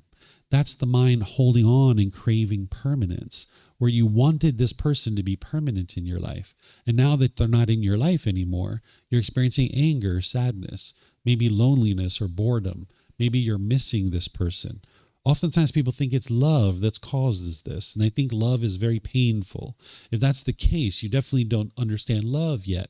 What's causing this is the mind's craving permanence, wanting this person to be in your life permanently. When all the way from the beginning of the relationship, this relationship was always impermanent, but the mind didn't understand that because it was craving permanence. It was wanting this relationship to be permanent, where this relationship, even if you guys were together for the rest of your life, more likely than not, one of you would have died first. And now the relationship is over, right? Think about it like if you've had grandma or grandpa that has died, maybe mom or dad or brothers or sisters, they've died, people that are close to you. As long as they're alive, the mind's getting what it wants. But when they die, the mind's not getting what it wants. So it grieves and has sorrow because the mind's holding on and craving permanence. Sometimes people think this is love that's causing this, but it's not. It's the mind craving permanence, wanting this being to be permanent. The only reason why mom and dad or grandma and grandpa and these other people have died is because they were born, they had to die. Every single one of us are going to experience this, that because we were born, we have to die. We are impermanent, but the mind is craving permanence. You can see this if you've ever been to a wedding. Maybe you go to a wedding and people are crying. Maybe you're crying, right? You see brother and sister going off into the world with someone else, and it's like, that's my brother, that's my sister. How dare they take them away from me, right? This is the mind craving permanence, and now you see them going off into the world with someone else. And now the mind's holding on and it's not getting what it wants. Or think about if you can remember going to school when you were a young kid, or if you've ever seen young kids getting dropped off at school when they first go to school. Yeah, the kids are crying. Even the parents are sometimes crying, right? Because the kids and the parents are holding on and thinking that they're permanent. And here they go off into the world by themselves, right? Or you got dropped off at university. Your parents might have been crying there. Nobody's a bad person with this is happening, right? This is just what the unenlightened mind does, is it craves permanence. Let me give you some examples that don't involve relationships because you might be able to see it a bit better that way. Think about if you got a brand new car, a car you've been saving up for 5-10 years. You went down to the store, you gave them your money, you drove off the parking lot, shiny new car, right? And everyone's like, wow, look at her. She's so successful. Wow, look at him. You're just so proud driving your car. You park it at the store and you go inside. And when you come out, there's a scratch on your car. Oh my gosh, you might be crushed. You've been saving for this car for 5 or 10 years, right? Well, it's not the scratch that's causing the anger and the frustration. And it's not the person who scratched your car. It's the mind craving permanence, that the mind was craving for this car to look permanently beautiful, when in reality, this car is not permanent. The paint's going to fade. The tires are going to need to be changed. The upholstery is going to get ripped and torn. This is all change. And now the mind craves permanence. So the mind's not getting what it wants. So one way to say this is, yes, that the mind craves permanence. Another way to say it is it doesn't like impermanence. It doesn't like change. When things are changing in your life, that's very difficult for the unenlightened mind. You can see this if you look at your life and all the most difficult situations that you've had, where you were maybe changing living locations, you were changing jobs or occupations, you were changing relationships. These were some of the most challenging times in your life because the mind doesn't like change in the unenlightened state. It's craving permanence. So again, you can't believe what it is that I'm sharing with you. You need to independently verify every single part of these teachings so that you can get to wisdom. So don't believe what I'm sharing with you here. These are just a few examples. I could give you example after example after example, but you're going to need to see this in your own life. So I invite you to take a moment to look at your life. Look at a recent time when you've been angry or sad or frustrated or some other discontent feeling. It could have been this morning, yesterday, or last week. Look at that situation with these fresh eyes. What was it that you wanted? What were you expecting? What were you longing, yearning for? And if you would have gotten it, you would have been happy. But because you didn't get it, you were angry or sad or frustrated. You need to be able to see it for yourself. And where you need help, let me know. Because there's plenty of students over the years that have needed help. And if you need help, I will help you to be able to see this. I had one student one time that contacted me, even after a few months of learning with me. And he said, David, I need to talk with you. And I said, okay, what do you need to talk about? He said, I know that you teach that it's my mind that causes these feelings, but I'm sure it's my wife that makes me angry. And I said, okay, what's going on? He said, well, I went to work the other day and my house looked beautiful. And when I came home, she had a craft project all over the house. And I got angry and frustrated when I walked in. Didn't she cause me to be angry? I wasn't even there. She's the one who messed up the house. Didn't she cause me to be angry? And I said, no. I said, the only thing that's happened is change. That you went to work with an expectation that your house was going to look exactly the same when you came home as when you went to work. And only thing that's happened is change. And now she's got this craft project out. But then she'll eventually put it away. And then that's change too. That it's not permanent, that it's going to be out. Right? So you need to be able to see that what the mind's doing is craving permanence. And you can see in your life, every single time you've ever been in an argument, anytime you've been angry or frustrated, it's been your own mind that's causing it. That doesn't mean that the other person wasn't doing something unwise, because they could have truly been doing something unwise. But that's not what's causing your mind to be angry or frustrated. The mind's craving for everybody to do it this way. Right? So I'm sure you've been in knockdown, drag out arguments with people where you've been trying to convince them that they have to stop doing what they're doing, or else you're going to continue to get angry and frustrated. This is the mind craving for things to be permanent. Because when the mind doesn't understand this second noble truth, it will act unskillfully. What it will tend to do is it will falsely believe that it's the outside world that's causing these feelings. And what you'll tend to do is try to push people away, or you'll push a situation away. You might have pushed away friends or family members in your life. And you can see that that didn't solve the problem, because if they were the true cause of your problem and you push them out of your life, you'd be happy and peaceful from that point forward. But your mind still gets angry. You still get frustrated. Or the second thing you'll do when you don't understand the second noble truth is you'll tend to be bitter and harsh and hostile to people through your intentions, your speech, and your actions. It's almost like an animal growling and roaring at another animal. Or the third thing you'll do is you'll tend to put your expectations on people and try to pressure them or control them to do things your way. This is the mind trying to get its cravings fulfilled, because it wants things to happen in a certain way. And when it's not happening that way, you'll push this person away so that you can now experience what you want. Or you will be bitter, harsh, and hostile to someone, almost trying to fear them into doing things your way. Or you'll put your expectations on them and try to control them and pressure them to do things your way. And people might be doing this to you too, where they're pushing you away, being bitter, harsh, and hostile to you, or putting expectations on you. But as long as you're doing this, you can't live harmoniously with all people, because it's only a matter of time before you encounter someone who does things differently than you. So the mind wants everybody to do things this way. And if they do things this way, you'll be happy. But if they don't do things that way, you'll be angry or frustrated or some other discontent feeling. So you need to be able to peer into this and see it for yourself. And if you can't, let me know when we get to questions and I will help you. You can share any example that you like. Then there's the third noble truth. The third noble truth is explaining to you that there's a solution to this. You can actually fix this.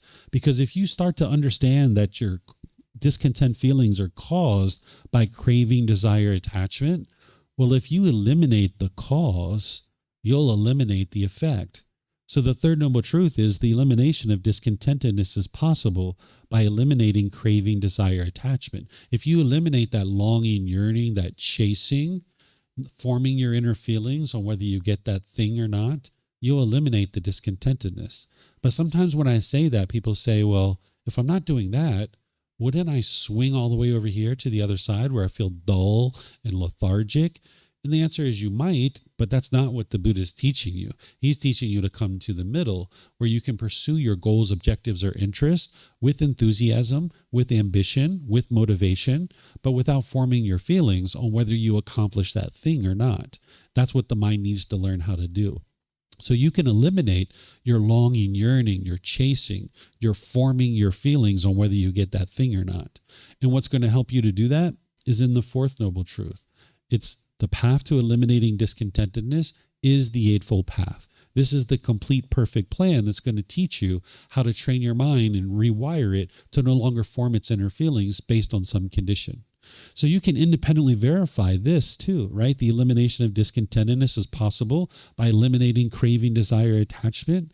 Think back to that boyfriend or girlfriend that you were so angry about when you broke up or you were lonely or bored. At some point, your mind let go. And you were like, you know what? If he wants to be with someone else, so be it. And you let go. And that's where your peace and your joy came back. Or you were like, you know what? If she wants to move to a different part of the world, okay, so be it. And you let go. And that's where your peace and joy came back.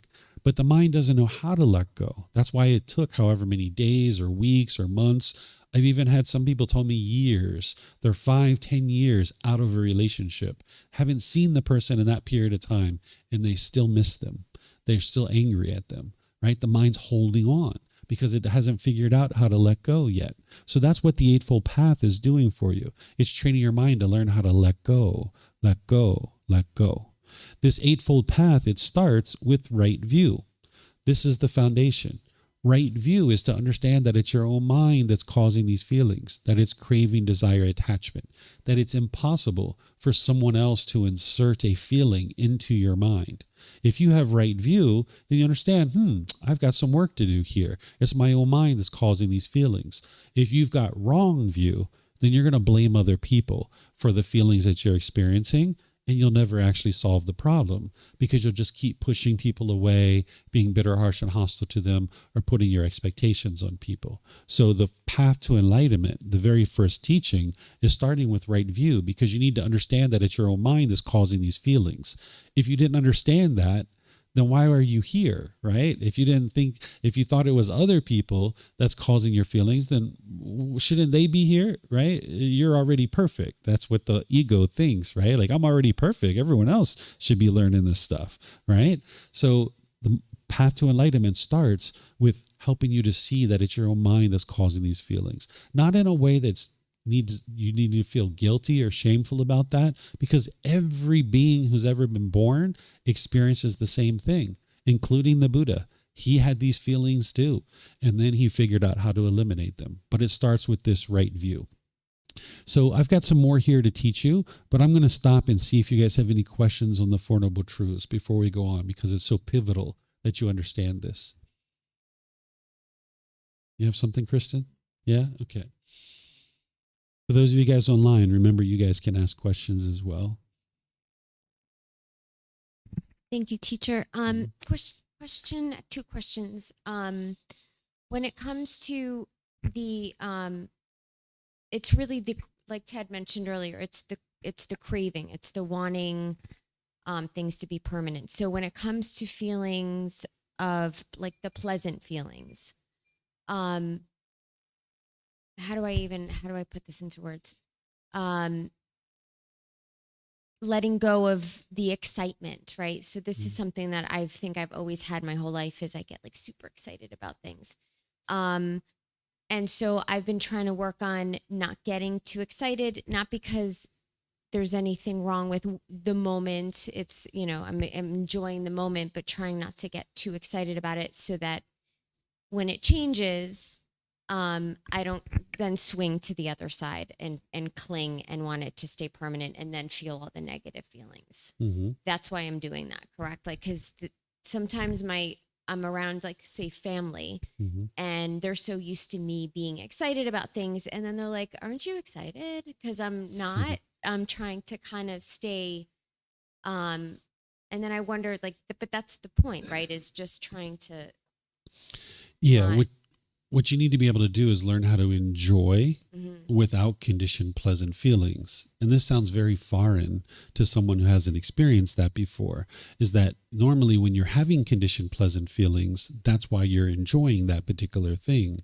And if you're not doing that, you're on the other side where the mind's frustrated or agitated. So this middle way is training the mind how to enjoy this experience while not having conditioned pleasant feelings and not clinging to it, wanting it to be permanent. And this is something that the mind needs to learn how to do. So when your family or friends are like, aren't you excited? You might say, well, I'm having a good time. I'm enjoying myself thoroughly, right?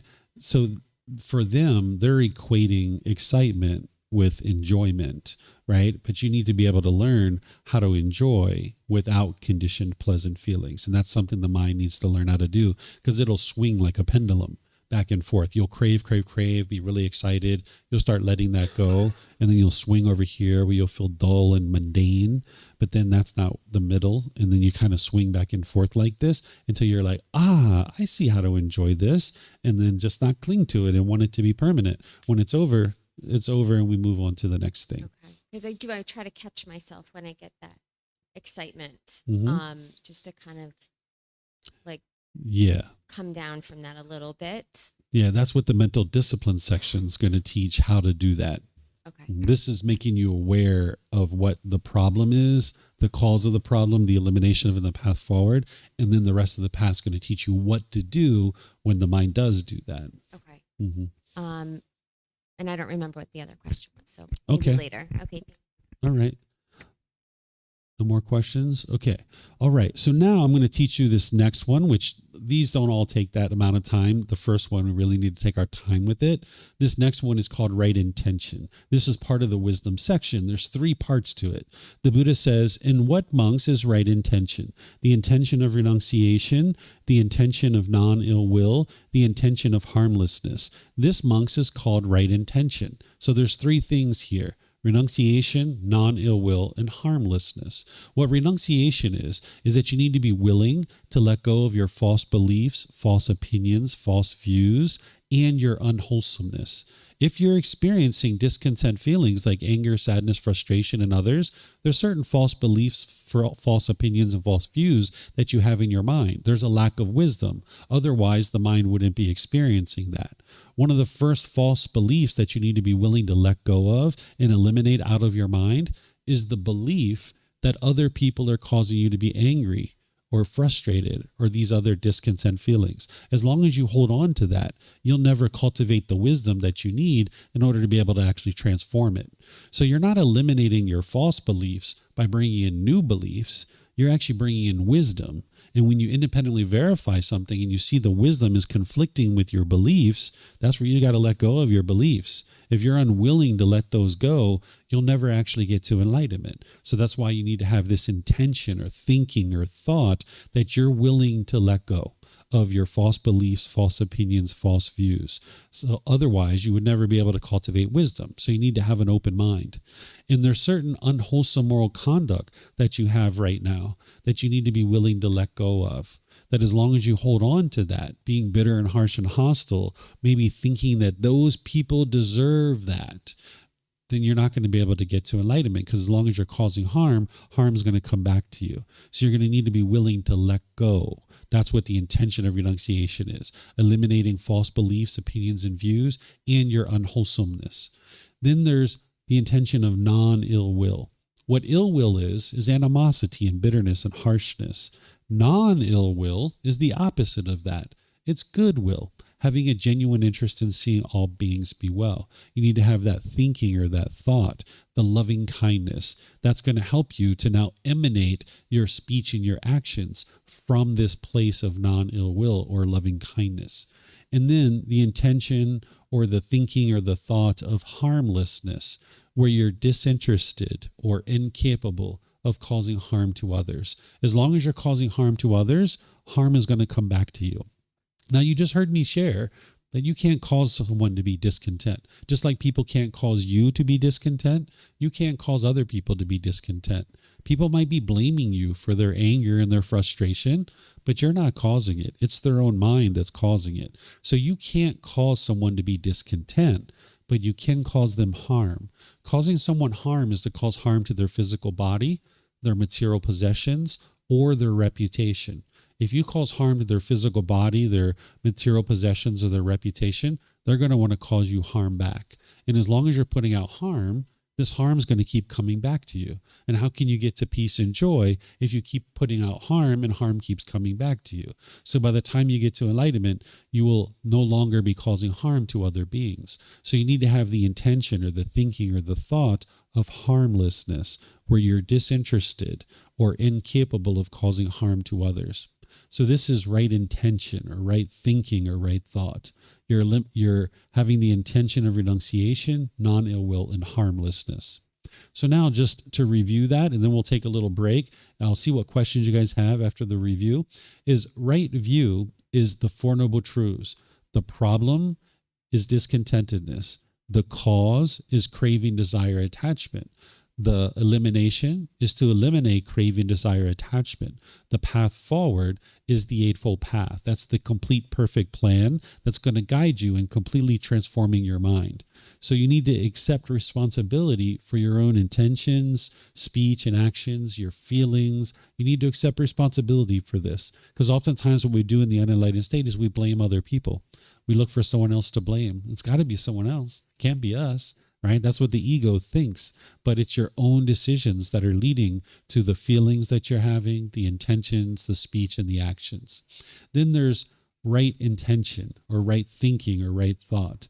You need to have the intention of renunciation, where you're willing to let go of your false ideas, false beliefs, false opinions, and false views, and your unwholesomeness. There's a certain amount of unwholesomeness that you're conducting yourself through your moral conduct. You need to be willing to let that stuff go. And then there's the intention of non-ill will, where you have the intention of loving kindness, because non-ill will, that's a double negative, which means goodwill, right? You need to have this loving kindness in the mind. And I'm going to teach you a meditation of how to cultivate that. Then there's the intention of harmlessness, where you're disinterested or incapable of causing harm. So any questions on this? Never get questions when I tell people there's a break right after this. All right. So we're going to take a break here. Let's see. It's basically 11 o'clock. Let's take a 20-minute break up to 11:20. Give you guys a chance to meet each other, have some snacks, use the bathroom and all that stuff. And then I'll pick back up at 11:20. Okay. So thank you guys for your questions. Thank you for your interest. It's going to be a great week together. Enjoy your break.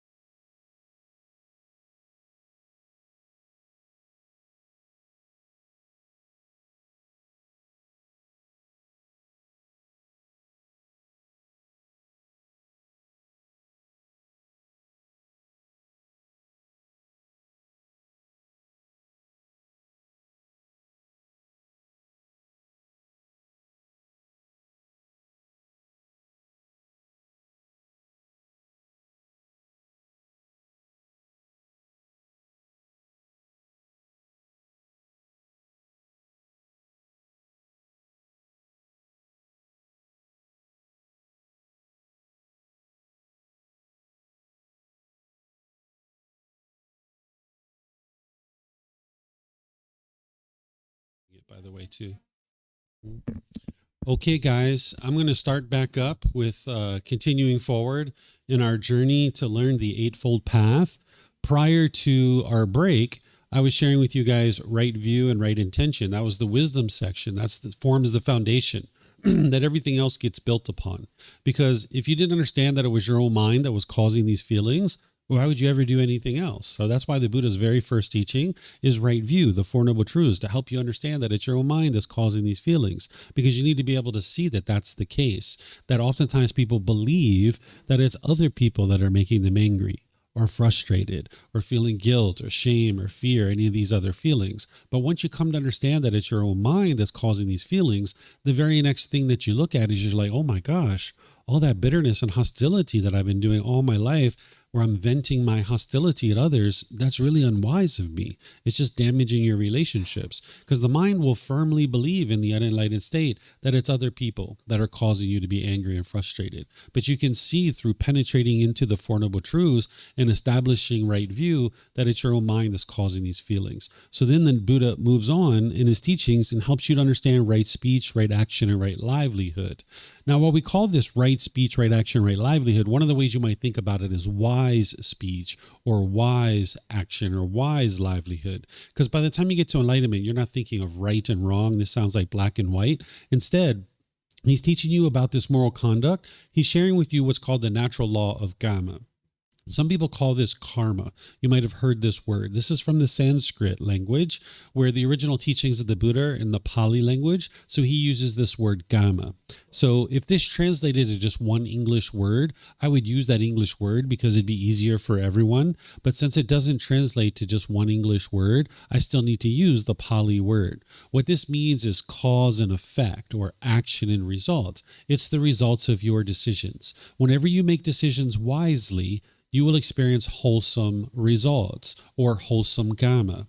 When you make decisions unwisely, you're going to experience unwholesome results, or unwholesome karma. So this isn't anything mystical or magical. It's not a black cloud that's following you around. There's no being who's overseeing this and controlling who experiences what. It's not about who's to blame or who's at fault. It's literally like a sequence of events that whenever you make a certain decision, when you make that decision, it's going to produce a certain result. And as you make wise decisions, you'll experience wholesome results, or wholesome karma. But when you lack wisdom of this natural law, you will tend to go out into the world and make unwise decisions, and now you'll experience unwholesome results. And when those unwholesome results are coming back to you, typically what the unenlightened mind does with its lack of wisdom of this natural law is it will tend to blame other people. It will blame others and think that that's what's causing the unwholesome things that are going on in your life. Or if the mind's not doing that, it'll say, oh, this is good luck or bad luck, or this is my destiny or my fate, or this is because of God or some entity called the universe, or you might blame other people. And as long as you're doing this, you never cultivate the needed wisdom to make improvements in your life. Whereas if you blame other people, or if you think it's good luck or bad luck or any of these other things, you never make improved decisions to experience improved results. So if there's anything that you don't particularly care for that's going on in your life, and you would rather see that happen in a different way, all you need to do is cultivate wisdom, make different decisions, and you will experience different results. But if it's good luck or bad luck or destiny or fate, or if it's God or some entity called the universe, or if it's other people that are causing you to experience certain things, you're locked in, you're stuck. You can't change any of that stuff. And those things aren't true anyway. So for example, if I was walking down the beach and the wind was blowing in my face and I'm kicking up the sand and the sand keeps blowing in my face and I'm like, wow, this is good luck or bad luck, or this is destiny or fate, or this is God or some entity called the universe, or this is other people that are causing this. Well, then I never cultivate wisdom, make different decisions, and I never experience different results. I just continue to walk down the beach, kicking up sand and keep it blowing in my face. So you can get to a point where if there's anything that you don't particularly care for that's going on in your life, you cultivate wisdom, make different decisions, and you'll experience different results. So the Buddha is going to teach you here about moral conduct that is wise, that the cause and effect of this moral conduct is that when you're making wise decisions about your moral conduct, you're going to experience wholesome results. So I'm going to walk you guys through this using the original words of the Buddha. But remember, you're not believing any of his teachings. These aren't rules. These aren't commandments. This is helping you to see wise decision making around your moral conduct to be able to produce wholesome results or wholesome karma for you in your life. So here the Buddha teaches right speech. He says, in what, monks, is right speech? Refraining from lying, refraining from slander, refraining from harsh speech, refraining from frivolous speech. This is called right speech. So there's 4 things here that he's explaining that it would be unwise to do these things. And you've probably done these things, and you'll be able to see from your own life of how that's produced unwholesome results for you. So for example, if we're lying, there's some craving, desire, attachment in the mind. Because remember, the Eightfold Path is helping you eliminate craving, desire, attachment. There's some craving. You want something, and you think if you tell the truth, you're not going to get what you want. So we lie, right? But then people discover our lies, and they don't think that we're very trustworthy, and we're not reliable, we're not dependable. And now when our boss is getting ready to staff a new project, now we don't get on that new project that could really improve our career because we're not trustworthy, we're not dependable. So we start experiencing all this unwholesome karma or these unwholesome results, and then we might end up blaming other people, where in reality it's our own decisions that are leading to this particular result that we're experiencing. So the Buddha teaches you to be trustworthy and dependable and reliable, making decisions to always tell the truth. If you've ever done a lot of lying, you know that it was very hard to keep your lies straight. That you had to figure out what you said to one person, to the next, to the next. Your mind's kind of obsessively trying to figure out what you said to each person. How could you ever get to a peaceful and joyful mental state, which is enlightenment, if your mind's obsessively having to figure out what you said from one person to the next? So that's why the Buddha is teaching you to eliminate lying. Just speak the truth. Look inward. What's the truth? Just say that. And now you never have to worry. Then he teaches you to eliminate slander. What slander is where you're gossiping or trying to damage other people's reputation. And what the mind's doing here is it has a certain craving that the mind thinks, I want to look good in front of other people. And if I destroy others, if I diminish others and degrade other people, it's going to make me look better. But it actually doesn't. It's kind of like going into a dark room and everybody has a candle, and the mind thinks, if I put out everyone else's candle, my candle will shine brighter. Right? But it's like, no, we're in a dark room here. We need everybody's candle shining bright, right? So the mind will try to be slanderous towards others, where you're degrading or diminishing others' reputation, and the mind's got a craving to look good in front of others, but it's actually just the opposite. It's actually making you look bad. So at the height of this, if you're slandering people, if you're damaging their reputation, the unwholesome karma that you can experience is you can be murdered. You can be killed. There's plenty of people in the world that have gone out slandering and gossiping, and they've been killed. Remember, the Buddha's teachings aren't teaching you the way the world should be. He's teaching you the way the world is. And the way the world is if you go outside and you start talking enough about people that are in positions that can affect you negatively, you can end up murdered and dead. At the very least, if you go around slandering and gossiping about people, when your back's turned, what do you think they're going to be doing? They're going to be gossiping and slandering about you, right? Because you've got these people used to gossiping and slandering, and now when you leave, they're going to be gossiping and slandering about you. So if you're not interested in people gossiping and slandering about you, you're going to need to not gossip and slander about others. And this is going to help you to build wholesome results or wholesome karma in your life. Then there's a certain amount of harsh speech in the unenlightened state, where people will feel justified in being bitter and harsh and hostile towards others. But the Buddha teaches you to refrain from that because there's a craving in there. There's a longing, a yearning, and that's why you're speaking so harsh. You want your kids to have good grades, or you want your parents or your siblings to do something, and you're harsh and hostile and bitter with them. That's the mind trying to control this other person through fear. That's the harshness. That's the craving that the mind has. So you're going to need to pay attention to your tone, tempo, and word choice when you're talking with people, and learn how to be gentle when you're speaking. The mental discipline section is going to help you to do that, because it's one thing to sit here and talk about this and be like, yeah, it'd be really great if I spoke gentle, because then if I speak gentle, people will speak gentle with me. Wow, that would be really nice. It's a whole nother thing to go out into the world and actually do it, because you've got those cravings that are in there motivating the harsh speech. So the mental discipline section is going to help you understand how to have gentle speech in all situations. Then there's frivolous speech.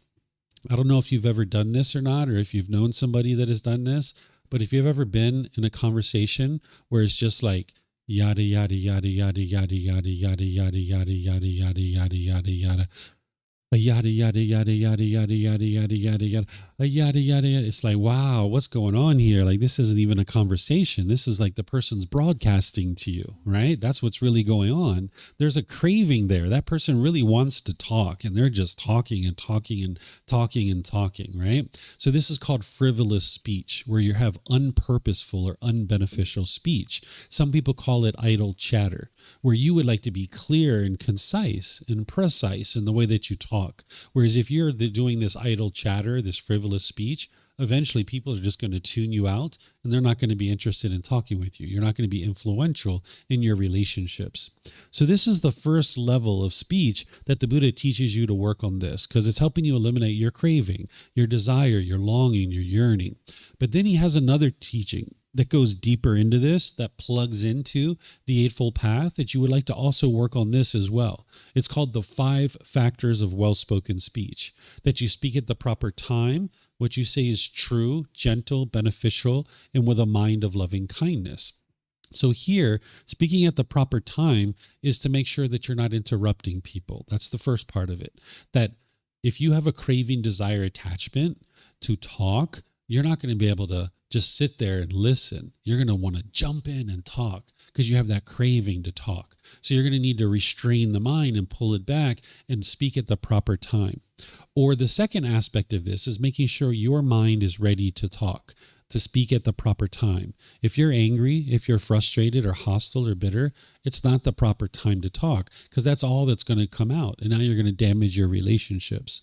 And then the third aspect of speaking at the proper time is making sure it's the proper time for the other person. That if they're angry and frustrated and bitter and hostile and harsh, you're not going to have a decent conversation with that person.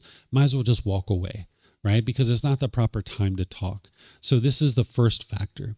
Then the second factor is speaking the truth, which we talked about up here, being a truth speaker, reliable and dependable. And then speaking gently, we talked about that up here. You're going to need to pay attention to your tone, tempo, and word choice. You're going to need to look in the different languages that you speak, because some of you speak more than one language, and you're going to need to look at those languages to be able to see what would be gentle, because the way you have been talking isn't necessarily the most gentle. And you're going to need to look at the different vocabulary words to be able to decide how you would be wise to speak. Because there's words like please and thank you and yes, sir, yes, ma'am, things like this that you could actually use that'll actually soften up the way that you interact with people. And they know that you're being polite and respectful with them, because you like to be polite, kind, friendly, respectful in all your communications. So you're going to need to look at how to speak gently, paying attention to your tone, your tempo, and your word choice. Then they're speaking beneficially, which we talked about up here too, that you're not speaking just frivolously, unpurposefully, unbeneficially, but instead that you've got purpose, that you're clear and concise and precise in the way that you speak. Speaking beneficially isn't just about the topic necessarily. It's not like there's an approved list of topics somewhere that you would be wise to speak about. Instead, it's the method that you speak clear, concise, and precise.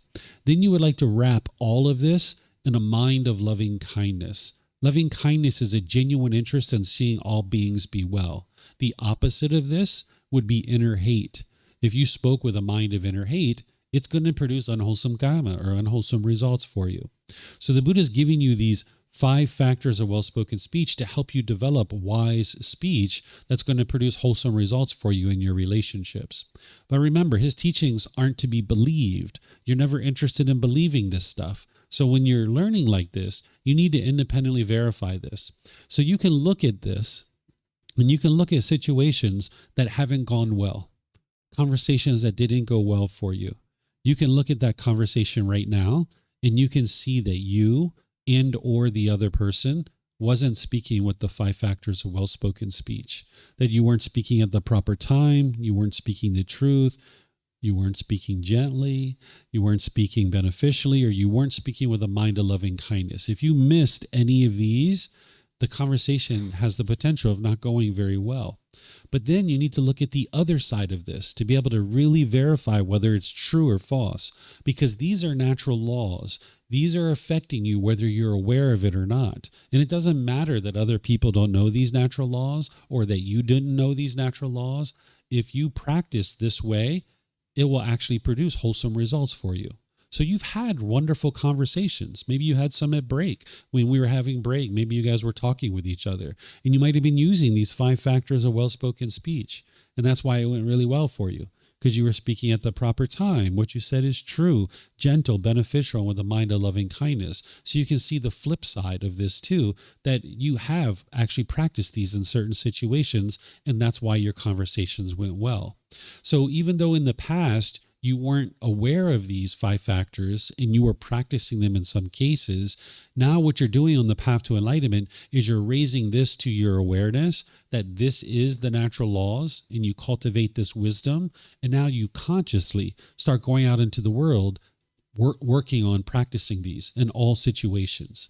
The places where you'll have the most difficulties is in your close relationships with your parents, your siblings, your life partner, your children. That's where you'll have really hard time speaking gently. You might have harsh speech in those relationships because that's where you have the deepest craving.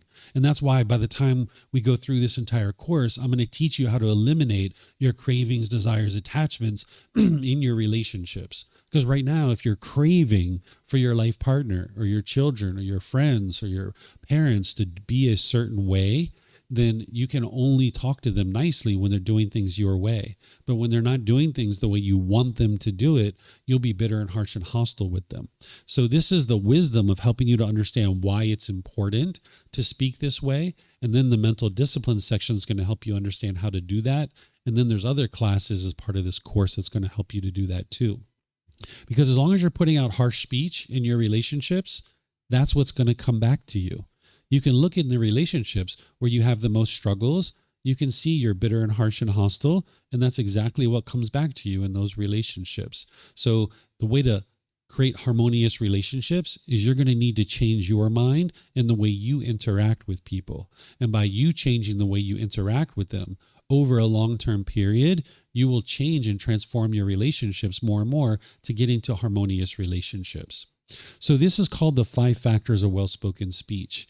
And what we're talking about here is developing something in Thai that we call barami. This is a Thai word, barami. What this means is the one who people listen to. Here in Thailand, if you live in a village, there's usually certain villagers that people know. Those people right there, they're really successful. And if you need help, you can go to those elders in the village and they will help you, right? They will share with you things to help you in your life. And when I say they're successful, I don't necessarily mean financially successful. I mean they're successful in their relationships, because anybody can go outside and make a bunch of money. It's success in your relationships. That's what determines whether you're successful or not. That takes a lot of wisdom to have harmonious relationships. So these people have barami. They are the ones who people listen to. And the villagers know that they can go to those people because they're very wise and they don't cause harm through the way they speak with people. And you can learn how to have harmonious relationships with these people. So if you're interested in being influential and helpful to the people around you in your community, whether it's your personal life or your professional life, you're going to need to establish barami. You're going to need to be the one who people listen to. And the way that you establish that is through practicing the 5 factors of well-spoken speech. As you practice this more and more and more, you'll see that you'll be influential to the people around you because they know, like, wow, they never cause any harm through their speech. They might not say that overtly, but they know that in their mind, that you're always loving and kind and warm and gentle in the way that you speak with people. Okay, so this is right speech. And while we call this right speech, because that's what was going on during the lifetime of the Buddha, you might think about this as right communication, because we actually have more ways to communicate other than speech. So you're going to need to practice this in all methods of communication, whether it's your emails, your text messages, your voicemails, your social media posts. There's many ways that you're actually communicating, and you would like to use the 5 factors of well-spoken speech. So for example, if you are really angry and frustrated and you go over to your computer and you're pounding on the keyboard and sending an email to somebody, well, it's not the proper time to communicate. You should probably hit save on that email instead of send. Because if you hit send, it's going to go out into the world, and now all that harshness is all going to come back to you. Or say you went to a job interview and you knocked it out of the park. These people are like, oh my gosh, I'm going to hire this person. They are so awesome. Wow, they're really great. And now they went and looked at your social media, and you're bitter and harsh and hostile in your social media. You're probably not going to get the job, right? So you'd like to have all your communication using the 5 factors of well-spoken speech, and that's what's going to produce wholesome karma for you. Now, one of the things that I did as I was implementing this into my life is I used to review this each morning, just about a minute or two, to make it fresh in my mind, the 5 factors. And then I would go out and I would have my meetings. I would talk to people. I would do things. And then at lunchtime, I would look at it again. And I was like, I really need to work on that proper time. I was interrupting that guy. I shouldn't have been doing that. So then I'll kind of, in the afternoon, be working more diligently on a particular factor. And then in the evening, I might have reviewed it again. So this is the way you bring it up into your life, is you kind of refresh your memory each day to make sure that you can practice this closely. But in the meantime, between the time that you learn it and the time that you're actually practicing it, you might need like a little shortcut to be able to help you. And that's what I have in this book. In this book, I've gone through each one of these factors and I've detailed them in detail so that you can see how to practice them. Because you can actually cause a lot of harm through your speech, and you would like to improve that. But between now and the time that you're actually getting ready to practice this more fully, you might be on the phone with your mom, and you know that you should be practicing the 5 factors of well-spoken speech, but you just can't remember what they are. And you feel this anger and frustration coming up. You can't be like, hey, Mom, hold on a second.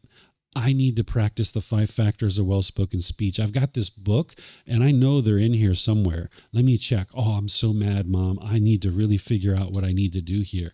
Oh, speaking at the proper time. Oh, okay, Mom, I got to go. I'm sorry. You're not going to be able to do that, right? You're not going to be able to put Mom on hold and consult your book for the 5 factors. That's why you like to review them little by little. But in the meantime, if you're in a situation where you can't remember the 5 factors and you haven't brought that into your mind yet, there's a little shortcut that I share with you, which is to speak polite, kind, friendly, and respectful. You would like to do that in all situations. You're going to need to know the 5 factors of well-spoken speech to get to enlightenment and to have harmonious relationships. But in the meantime, for the next 3 months or 6 months, as you're working on remembering the 5 factors of well-spoken speech, if you can remember to be polite, kind, friendly, respectful in every single situation, this is going to really help your mind. So you can think about that as you're out there practicing so that you don't have to put Mom on hold and go look at the book and all that kind of stuff. So there's a whole lot of content in this book about speech, and I recommend that you get one. As I shared with you guys, they're free. You can actually get it online. You can take it and go print it. You can get printed versions here just by reimbursing us for the printing cost, or you can get it on Amazon so that you'll have all the details that you need around right speech. Then there's right action. This is the 4th step. Here's the words of the Buddha. He says, "In what, monks, is right action? Refraining from taking life, refraining from taking what is not given, refraining from sexual misconduct. This is called right action." So here he's just giving you 3 impactful decisions that you could make with your actions that are going to produce wholesome results if you practice this, or unwholesome results if you don't practice it. This isn't rules. This isn't commandments. He's helping you to see the cause and effect of the natural law of karma. Here he's just talking very generally, but if you look at the 5 precepts, he's giving you much more illuminating language. If you've learned the 5 precepts with me, then you've learned with the original words of the Buddha. But if you haven't learned with the original words of the Buddha, you're going to need to be able to see that. Because some people think that the Buddha taught no killing, no stealing, no sexual misconduct, no lying, and no intoxicants. He actually didn't teach that. That sounds like rules and commandments. That sounds like black and white. He didn't teach that way. So in this book, in chapter 7, I've actually shared with you the original words of the Buddha on the 5 precepts. It's much more illuminating language. And then I show you how to relate it to day-to-day decisions that you're making. And I teach that in various programs that I share. In this particular course, I don't teach the 5 precepts, but you're going to need to know that in order to practice the Eightfold Path closely, because that integrates into the Eightfold Path. What the Buddha is teaching you here is to not cause harm through your bodily actions. And he's not giving you an exhaustive list. Here, he's only telling you about 3. But you're going to need to figure out all the others. Because if you understand this step, then you understand anytime you cause harm through your bodily actions, it's going to produce harm and it's going to come back to you. Because if you put out harm, harm's going to come back to you. So notice he doesn't say, don't walk up to someone and punch them in the face. He doesn't say that, because you should be able to figure that out, that if you punch someone in the face, that's wrong action. It's causing harm. And now this person's probably going to punch you back, right? Or they're going to pull out a knife or a gun, or their friends or their family are going to attack you, right? That's the unwholesome karma as a result of your unwise choice. So you need to be able to see this for yourself. Notice he doesn't say, it would be unwise to take your suitcase and roll it through the the aisle of an airplane and run over people's feet and bump into their knees. Well, airplanes didn't even exist during his lifetime, so of course he's not going to say that. But if you understand this step, that it's unwise to cause harm through your bodily actions, then you would know that that would be unwise for you to do that, right? So here he's just giving you 3 things, and it's really general and very broad here, and the 5 precepts are going to expand upon this and help you to see more illuminating language. Because right here it says refrain from sexual misconduct. Your first question is probably, well, what's sexual misconduct? How do I know what sexual misconduct is? Well, in the 5 precepts, he explains it in detail. He talks about having sex with minors, having sex against somebody's consent. He talks about going outside of your relationships and having sex with others. There's reasons why he's teaching all of this. So that's why it's important that you look at that and you investigate it to be able to see the truth. One thing I usually like to highlight when I'm teaching the Eightfold Path, and we're talking here about sexual misconduct, is that it's important to understand that the Buddha never taught that same-gender relationships are sexual misconduct. Because sometimes people think that's the case, but that's not true. Because 2 loyal, loving, consenting adults choosing to have sex with each other, they're not actually causing harm to anyone. If you understand the universal truth of impermanence, then you understand that there's never been a time in human history where everybody had sex with the opposite gender. If that was the case, that would be permanence. Ever since the beginning of humanity, people have been having sex with the opposite gender, but they've also been having sex with the same gender too. That's impermanence. But the thing is that some people's minds crave permanence. So when they see a same gender couple together, they have that craving for permanence, and now they get angry and frustrated. But you're not causing that person's anger. So if you are someone who has a same gender relationship, or you know someone who does, they're not causing any harm. That's normal. But other people don't understand that. They don't understand the universal truth of impermanence. So the Buddha was so wise that 2,500 years ago, he already understood that same-gender relationships don't cause harm. Today, we have people that don't understand that. So I like to point this out of just how wise this individual was, that 2,500 years ago, he already understood that. So you can see that in his teachings, because he was aware of same-gender relationships. He actually talks about it in his teachings, but he doesn't share anything other than, hey, this is what's happening, right? But he doesn't teach that it's unwise, because there's no harm that's being caused by 2 loyal, loving, consenting adults choosing to have sex. So this is right action, ensuring that you're not causing any harm through your bodily actions. And you're going to need to see this in day-to-day life as you're moving about the world, that you're not causing harm through your bodily actions, because any harm that you cause is going to come back to you. Then there's right livelihood. This is how you choose to sustain your life in the world. That's what a livelihood is how do you acquire your basic necessities in order to sustain your life. So in the Eightfold Path, the Buddha teaches, in what, monks, is right livelihood? Here, monks, the noble disciple, having given up wrong livelihood, keeps himself by right livelihood. So here he's just saying something very general and very broad. But then if you go into other parts of his teachings, he helps you to be able to see it more closely, because this Eightfold Path is something that integrates everything else into it. So when he talks about a noble disciple, this is someone who's practicing his teachings closely. That's what that means. So here he just says something very general and very broad, but then there's more details to be able to help you understand what is a right livelihood. He's teaching you how to not cause harm through your livelihood, because if you're causing harm in order to sustain your life, this harm is going to come back to you. So here he gives you 5 livelihoods that would cause harm: business and weapons, living beings, meat, substances that cause heedlessness, and poisons. These are 5 things that if you did these, it's actually sustaining your life off of causing harm to others. So I'm going to show you how to independently verify this, because remember, you're not believing any of this stuff. The Buddha is sharing with you, hey, this is going to cause harm, and harm is going to come back to you if you do these things. Whether you choose to do these things or not, it's a choice for you to make. The Buddha is not trying to convince you of anything. He's just helping you to understand what it takes to get to this peaceful and joyful life. But you're not going to be able to get to a peaceful and joyful life if you are causing harm to others, because that harm is just going to keep coming back to you. So I'm just going to take one of these and show you how to do this, and then you can do the rest. Okay? So substances that cause heedlessness. If I was on the street corner selling crystal methamphetamine or heroin or cocaine into the community, I'm causing harm to that community, because they're now getting addicted to this substance. They're going out and doing unwise things in order to bring me money. They might be stealing. They might be selling their body and doing other things like this in order to bring me money. And now, standing on the street corner, because I'm causing harm to the community, harm can easily come to me. I can get beat up. I can get murdered. I can get robbed. The police can arrest me. I can easily get addicted to these substances myself. This is the unwholesome results, or the unwholesome gamma, of my choice of choosing to now sell this substance into the community. And, in most places in the world, it is illegal to stand on the street corner and do that kind of thing. But there's some places in the world where it's actually legal. You could actually do that. But you can't escape from the natural law of karma, where a government's laws, they are imperfect because they're created by human beings. But the natural law of karma, it's functioning at all times. It's not controlled by human beings. It's not created by human beings.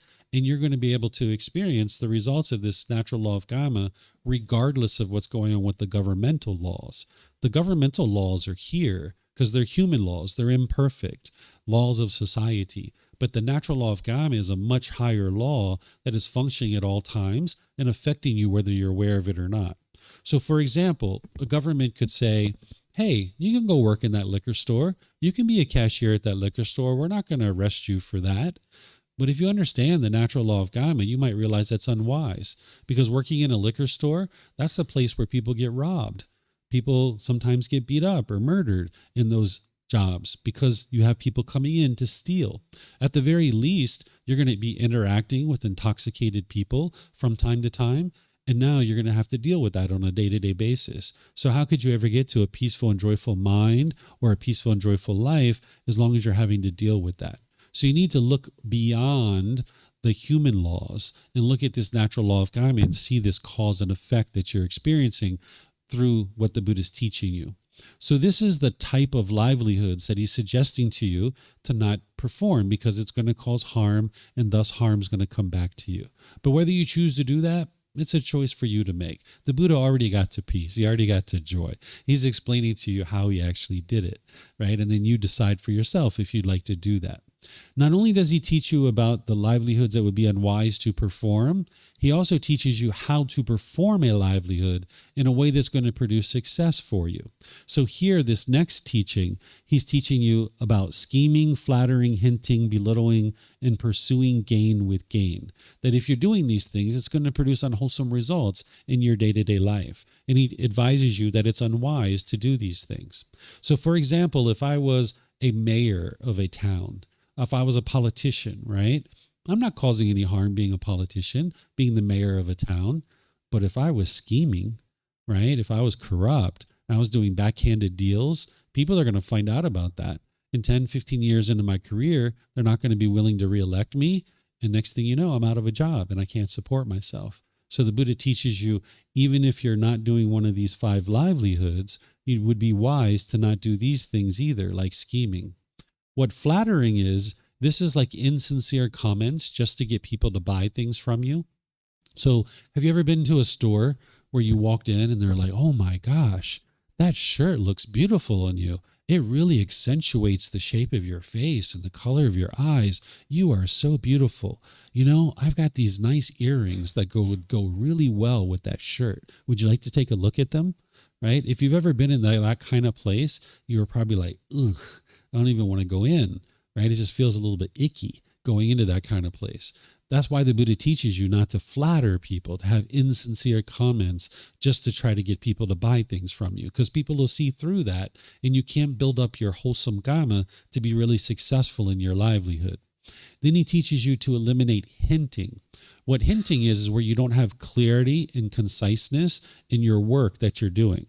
So, for example, if all of us are on a project team and we're going in to brief the boss on what it is that we're doing, we'd like to be clear and concise and precise in the way that we're communicating. And that's going to produce the best results in our livelihood. Then he teaches to eliminate belittling. This is like degrading, diminishing speech about your customers, your business partners, your colleagues, your coworkers, your competition. Sometimes people think that the way to look good in a business is to degrade your competition. And if you make your competition look bad, then you will look good. But your customers see through that, and you're not going to be able to actually generate wholesome karma in your livelihood. So if somebody asks you a question about your competition, all you need to say is, I'm not sure what they do 100%, but this is what I can do for you. Right? You don't even need to say, because you don't really know 100% of what they can actually do. So it's better not to belittle your customers, your business partners, your coworkers, or your competition, because you'd be degrading and diminishing them. And this is not going to go well for you in your livelihood. The Buddha is teaching you how to have a really helpful livelihood where you can have enthusiasm and ambition in your livelihood and be very successful at it. And then this last one, he talks about pursuing gain with gain. What this is if you've ever had a job where you really didn't care about the product or service, you were just showing up for the paycheck and for the money, and that's all you cared about, eventually, when you first start, you're probably going to be really excited about that new job because you've got more money than you had before. But eventually that craving is going to extinguish and you're going to be in a livelihood and in a job that you don't feel good about because you don't really have any real purpose. You're going to feel mundane, that in this particular livelihood, you don't really have any enthusiasm and ambition or motivation to do this particular job. And you might have felt like you were dragging yourself to work each day. So the Buddha is teaching you to get to a point where you have a livelihood that you thoroughly enjoy, that you have ambition and motivation and enthusiasm each day when you go to work. If you're dragging yourself to work each day, that's not the livelihood that you have. You have a livelihood that isn't yet a right livelihood, and you're not going to be able to get to peace and joy each day. So you're going to need to purify your livelihood where you can have enthusiasm and ambition in the livelihood that you're doing, to the point where it doesn't even feel like work anymore, right? That you just thoroughly enjoy this work so much that you would do it even if you didn't get paid for it. That's how much you really enjoy the work that you're doing. You know, there's people like this here in Thailand that you might have actually encountered from time to time. If you go outside, there's probably someone standing on a street corner somewhere selling mango and sticky rice. And this person probably woke up early this morning. They probably went out into their mango grove. They gleefully picked each individual mango, brushed them off, put them in their basket, brought them to the market. They're probably standing there slicing their mango, putting it over top of some sticky rice and pouring some coconut milk on it. And they're handing it to you with a big old smile on their face. And they're collecting the little 40 baht and putting it in their pocket. And they can't imagine doing anything else other than serving you mango and sticky rice. They just thoroughly enjoy what they're doing. So what you need to do is find your mango and sticky rice. What's your mango and sticky rice? What is it that's going to help you to feel enthused and have ambition? And you can't imagine doing anything else other than that. And it doesn't even feel like work anymore, right? So that's what you would like to ultimately get to. So the Buddha here is teaching you how to perform your livelihood in a way that's going to breed success for you. So this is what's called the first fold of purification. The thing that I just shared with you about these 5 livelihoods and this here, This is called the first fold of purification, that you would like to get to the point where you're practicing this. But then there's a second fold of purification, which is beyond this. And that's where you'll have a right livelihood. So if you are in a job right now that you don't particularly like and you don't feel very good about it, or if you're in between work and you aren't employed right now and you're looking to get a new job, you might decide to look at the more full teachings where you can see the first and second fold of purification, because it's in volume 12, chapter 14. If you look in that book, it's over there on the shelf, or you can download it from our website. Volume 12, chapter 14 has the first and second fold of purification, where you can see what the Buddha was teaching here as part of right livelihood, because this is just the first fold that I'm teaching you here. Okay, so now just to summarize that, and I'll open up to whatever questions you guys have, is right speech is ensuring that you're not causing any harm through any of your verbal conduct.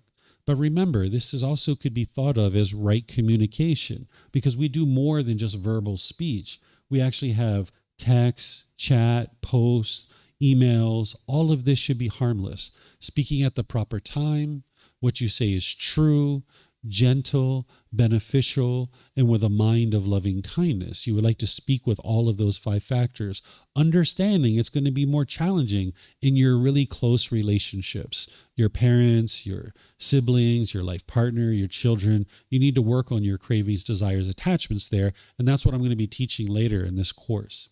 Then there's right action, paying attention to your bodily actions that you're not causing any harm. The Buddha gave you 3 impactful ones, but you need to make sure you understand the whole list, right? That there's not an exhaustive list, that you need to be aware of your body as you're moving throughout the world and making sure that you're not causing harm. So he talked about killing, stealing, and sexual misconduct, but it's not black and white. You need to be able to see the 5 precepts to be able to see more illuminating language on that.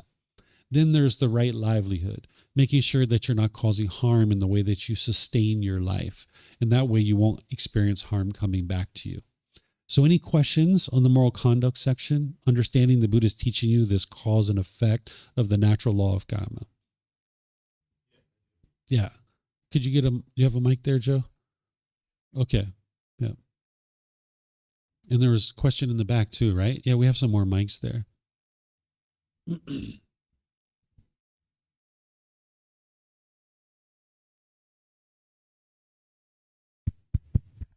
Okay, thank you, Teacher David.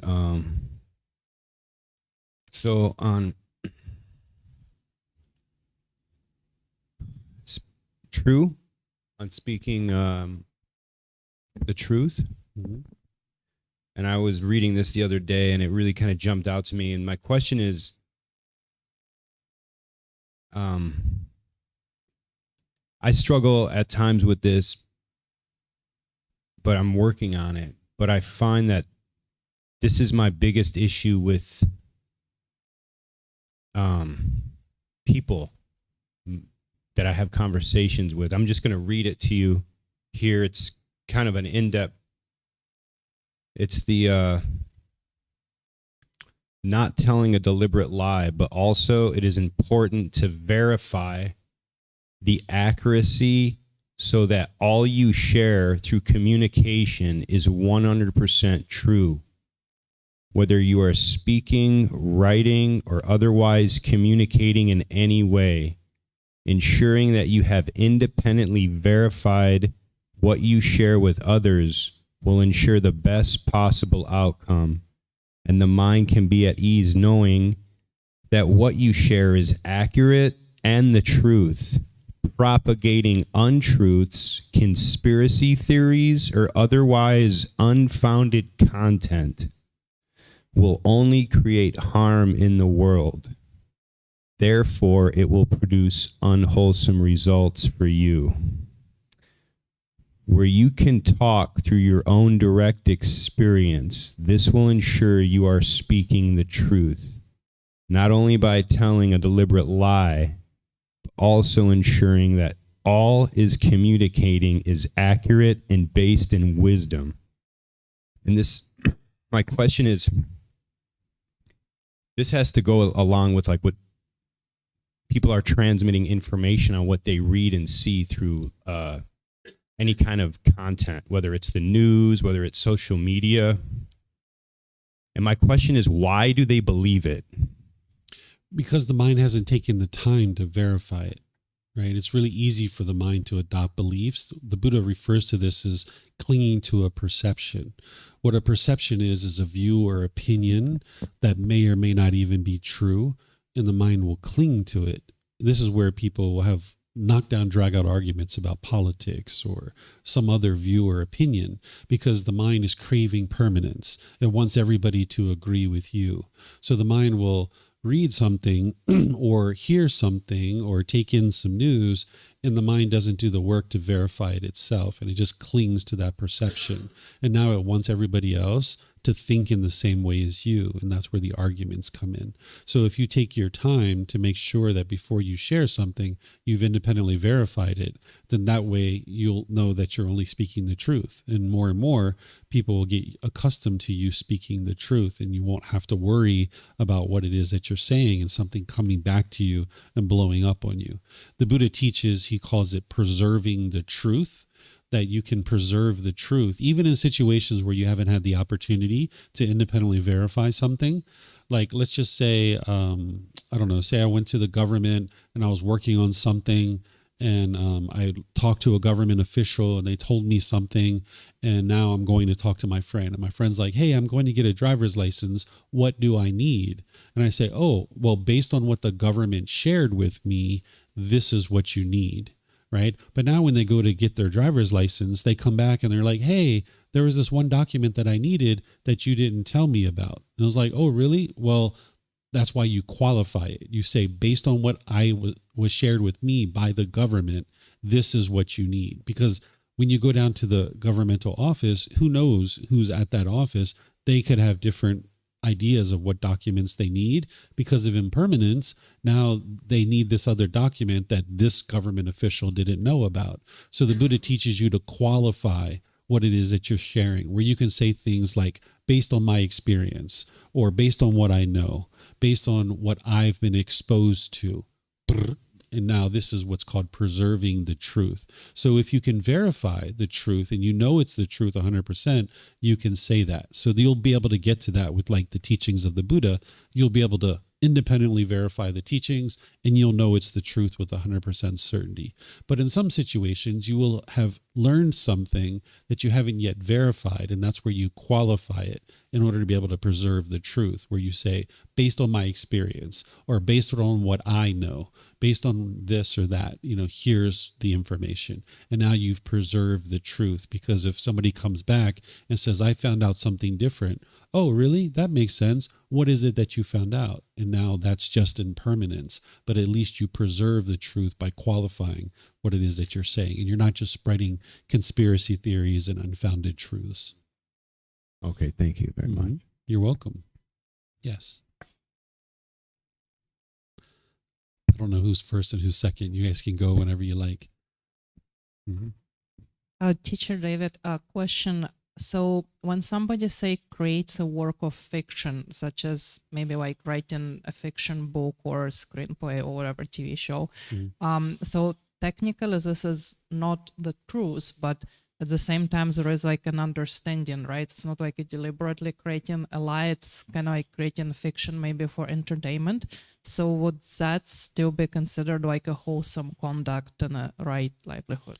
Yeah, that's why we label those things as fiction. So everybody's very clear that this is a novel that's fiction, it's not true, and it's just a story for entertainment purposes. And people know that going in, and that's why we label it that way. Because in that situation, you're still using right speech, because you're letting everyone know, hey, this is not a true story here.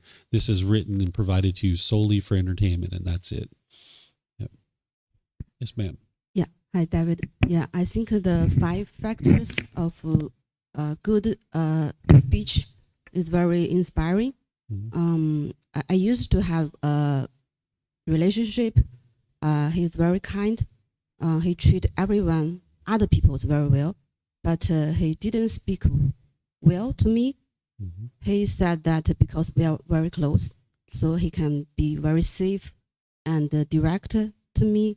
So sometimes I feel bad when he speak rudely to me.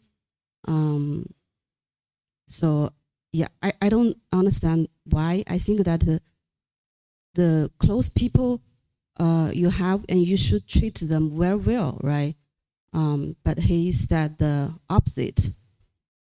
As for me, I reflect myself. When I talk to my daughter, I used to say that don't do that, don't do that. I don't speak with love, kindness.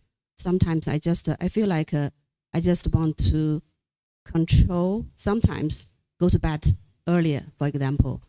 So I think it's very hard or difficult to achieve the 5 factors, because human being used to speak in some way very direct, or sometimes just want to achieve the goal quickly without these 5 factors. So yeah, it's difficult. It seems that you need to practice. Practice. The only reason why it's difficult is because of that craving, desire, attachment. You're actually talking about it, where you said that you want to achieve something quickly, and therefore you don't use the 5 factors of well-spoken speech. That longing, yearning to do it quickly, that's the craving, desire, attachment, that the mind wants it right now. And as long as you have craving, desire, attachment in your mind, yeah, it'll be very difficult for you to speak with the 5 factors of well-spoken speech. But that's why the Buddha is teaching you that that is the best way to speak, because of the cause and effect, the natural law of karma. But it will be challenging for you when you don't have the mental discipline section. That's why I'm going to teach you next the mental discipline section, so you can learn how to train your mind so that you can speak that way 100% of the time. The only reason why it's difficult right now is because the mind lacks wisdom of how to do that, and it has underlying cravings. But when you train your mind, you can get to the point where you speak this way with everybody. The reason why your boyfriend spoke with you that in an unwise way is because he was attached to you. He had craving, desire, attachment in the relationship, where in other relationships he didn't necessarily have that, so he was able to speak wisely in those situations. But you can get to the point where you don't have craving, desire, attachment in your relationships, and then you can speak wisely with everybody. But the mind needs to learn how to do that, cultivating the wisdom and getting rid of the cravings. So it will seem difficult right now because the mind lacks wisdom and it has the cravings. But as you train your mind and you work more and more to the ideal, it becomes easier and easier for you. So that's what this path is about. It's not about snapping your fingers and instantly doing what I'm teaching you today. It's about understanding this is the ideal, this is what you're working towards, and now the Buddha is going to give you the tools of how to get there. And that's what you're going to be learning. Okay, we have a question online here. Oh, it looks like Yusuf. Okay, go ahead, sir. Top of the morning, teacher. Hey, good morning, Yusuf. How are you? Very well. How are you? Wonderful. I'm curious. Do the guys here see me? My camera's turned on. Like the guys next to you. No, they can't see Screen you. where they can see me? Only I can see you. Okay. Mm-hmm. Okay. I was actually about to ask you in the Facebook group about something. Then I saw you living, so I thought of asking you here. First, let me ask another question, then getting back to that one. Sometimes when I talk to people, there is this kind of people who talk like continuously for a couple of minutes without stopping. So there are some information they say that are important to the story they are talking about. So while they are speaking, I ask about the information while they are speaking. Would that be speaking not in the proper time? Like if I did not ask about those information, I would not maybe understand the story or forget to ask about them later. I'm not sure I understand you 100%, Yusuf. Maybe we can talk about this privately, since it sounds like more of a personal challenge that you're having right now. It sounds like you have 2 questions. Okay, sure. Okay, thank you. Okay, let me see if we have anything on YouTube or Facebook. All right, I don't see any questions here. Okay, so what I'm going to do here is it's essentially 12 what is it, 12:15? Yeah, about 12:15.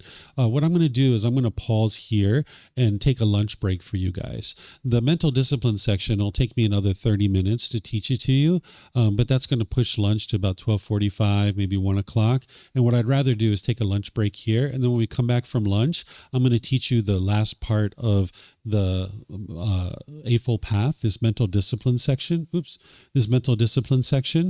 Because that's what's going to help you to actually implement the moral conduct. Without the mental discipline section, you wouldn't be able to implement the moral conduct. But without the wisdom section, you wouldn't realize that it's wise to improve your moral conduct. So we're going to come back from lunch at, if you guys are okay, at 1:30, which gives you an hour and 15 minutes for lunch. Are you guys okay with an hour and 15 minutes? Because I planned for an hour and a half, but okay, nobody's attached to an hour and a half. Nobody's craving it, right? So there you guys independently verified the Buddhist teachings that if you don't have craving, then you won't experience discontentedness. Okay, so I'm going to pick it up at 1:30. And the topic that I was going to teach this afternoon, I'll just shrink it down a little bit so that way we'll have time for the Eightfold Path. So enjoy your lunch, and I'll see you at 1:30, okay? Thank you guys for your questions, okay?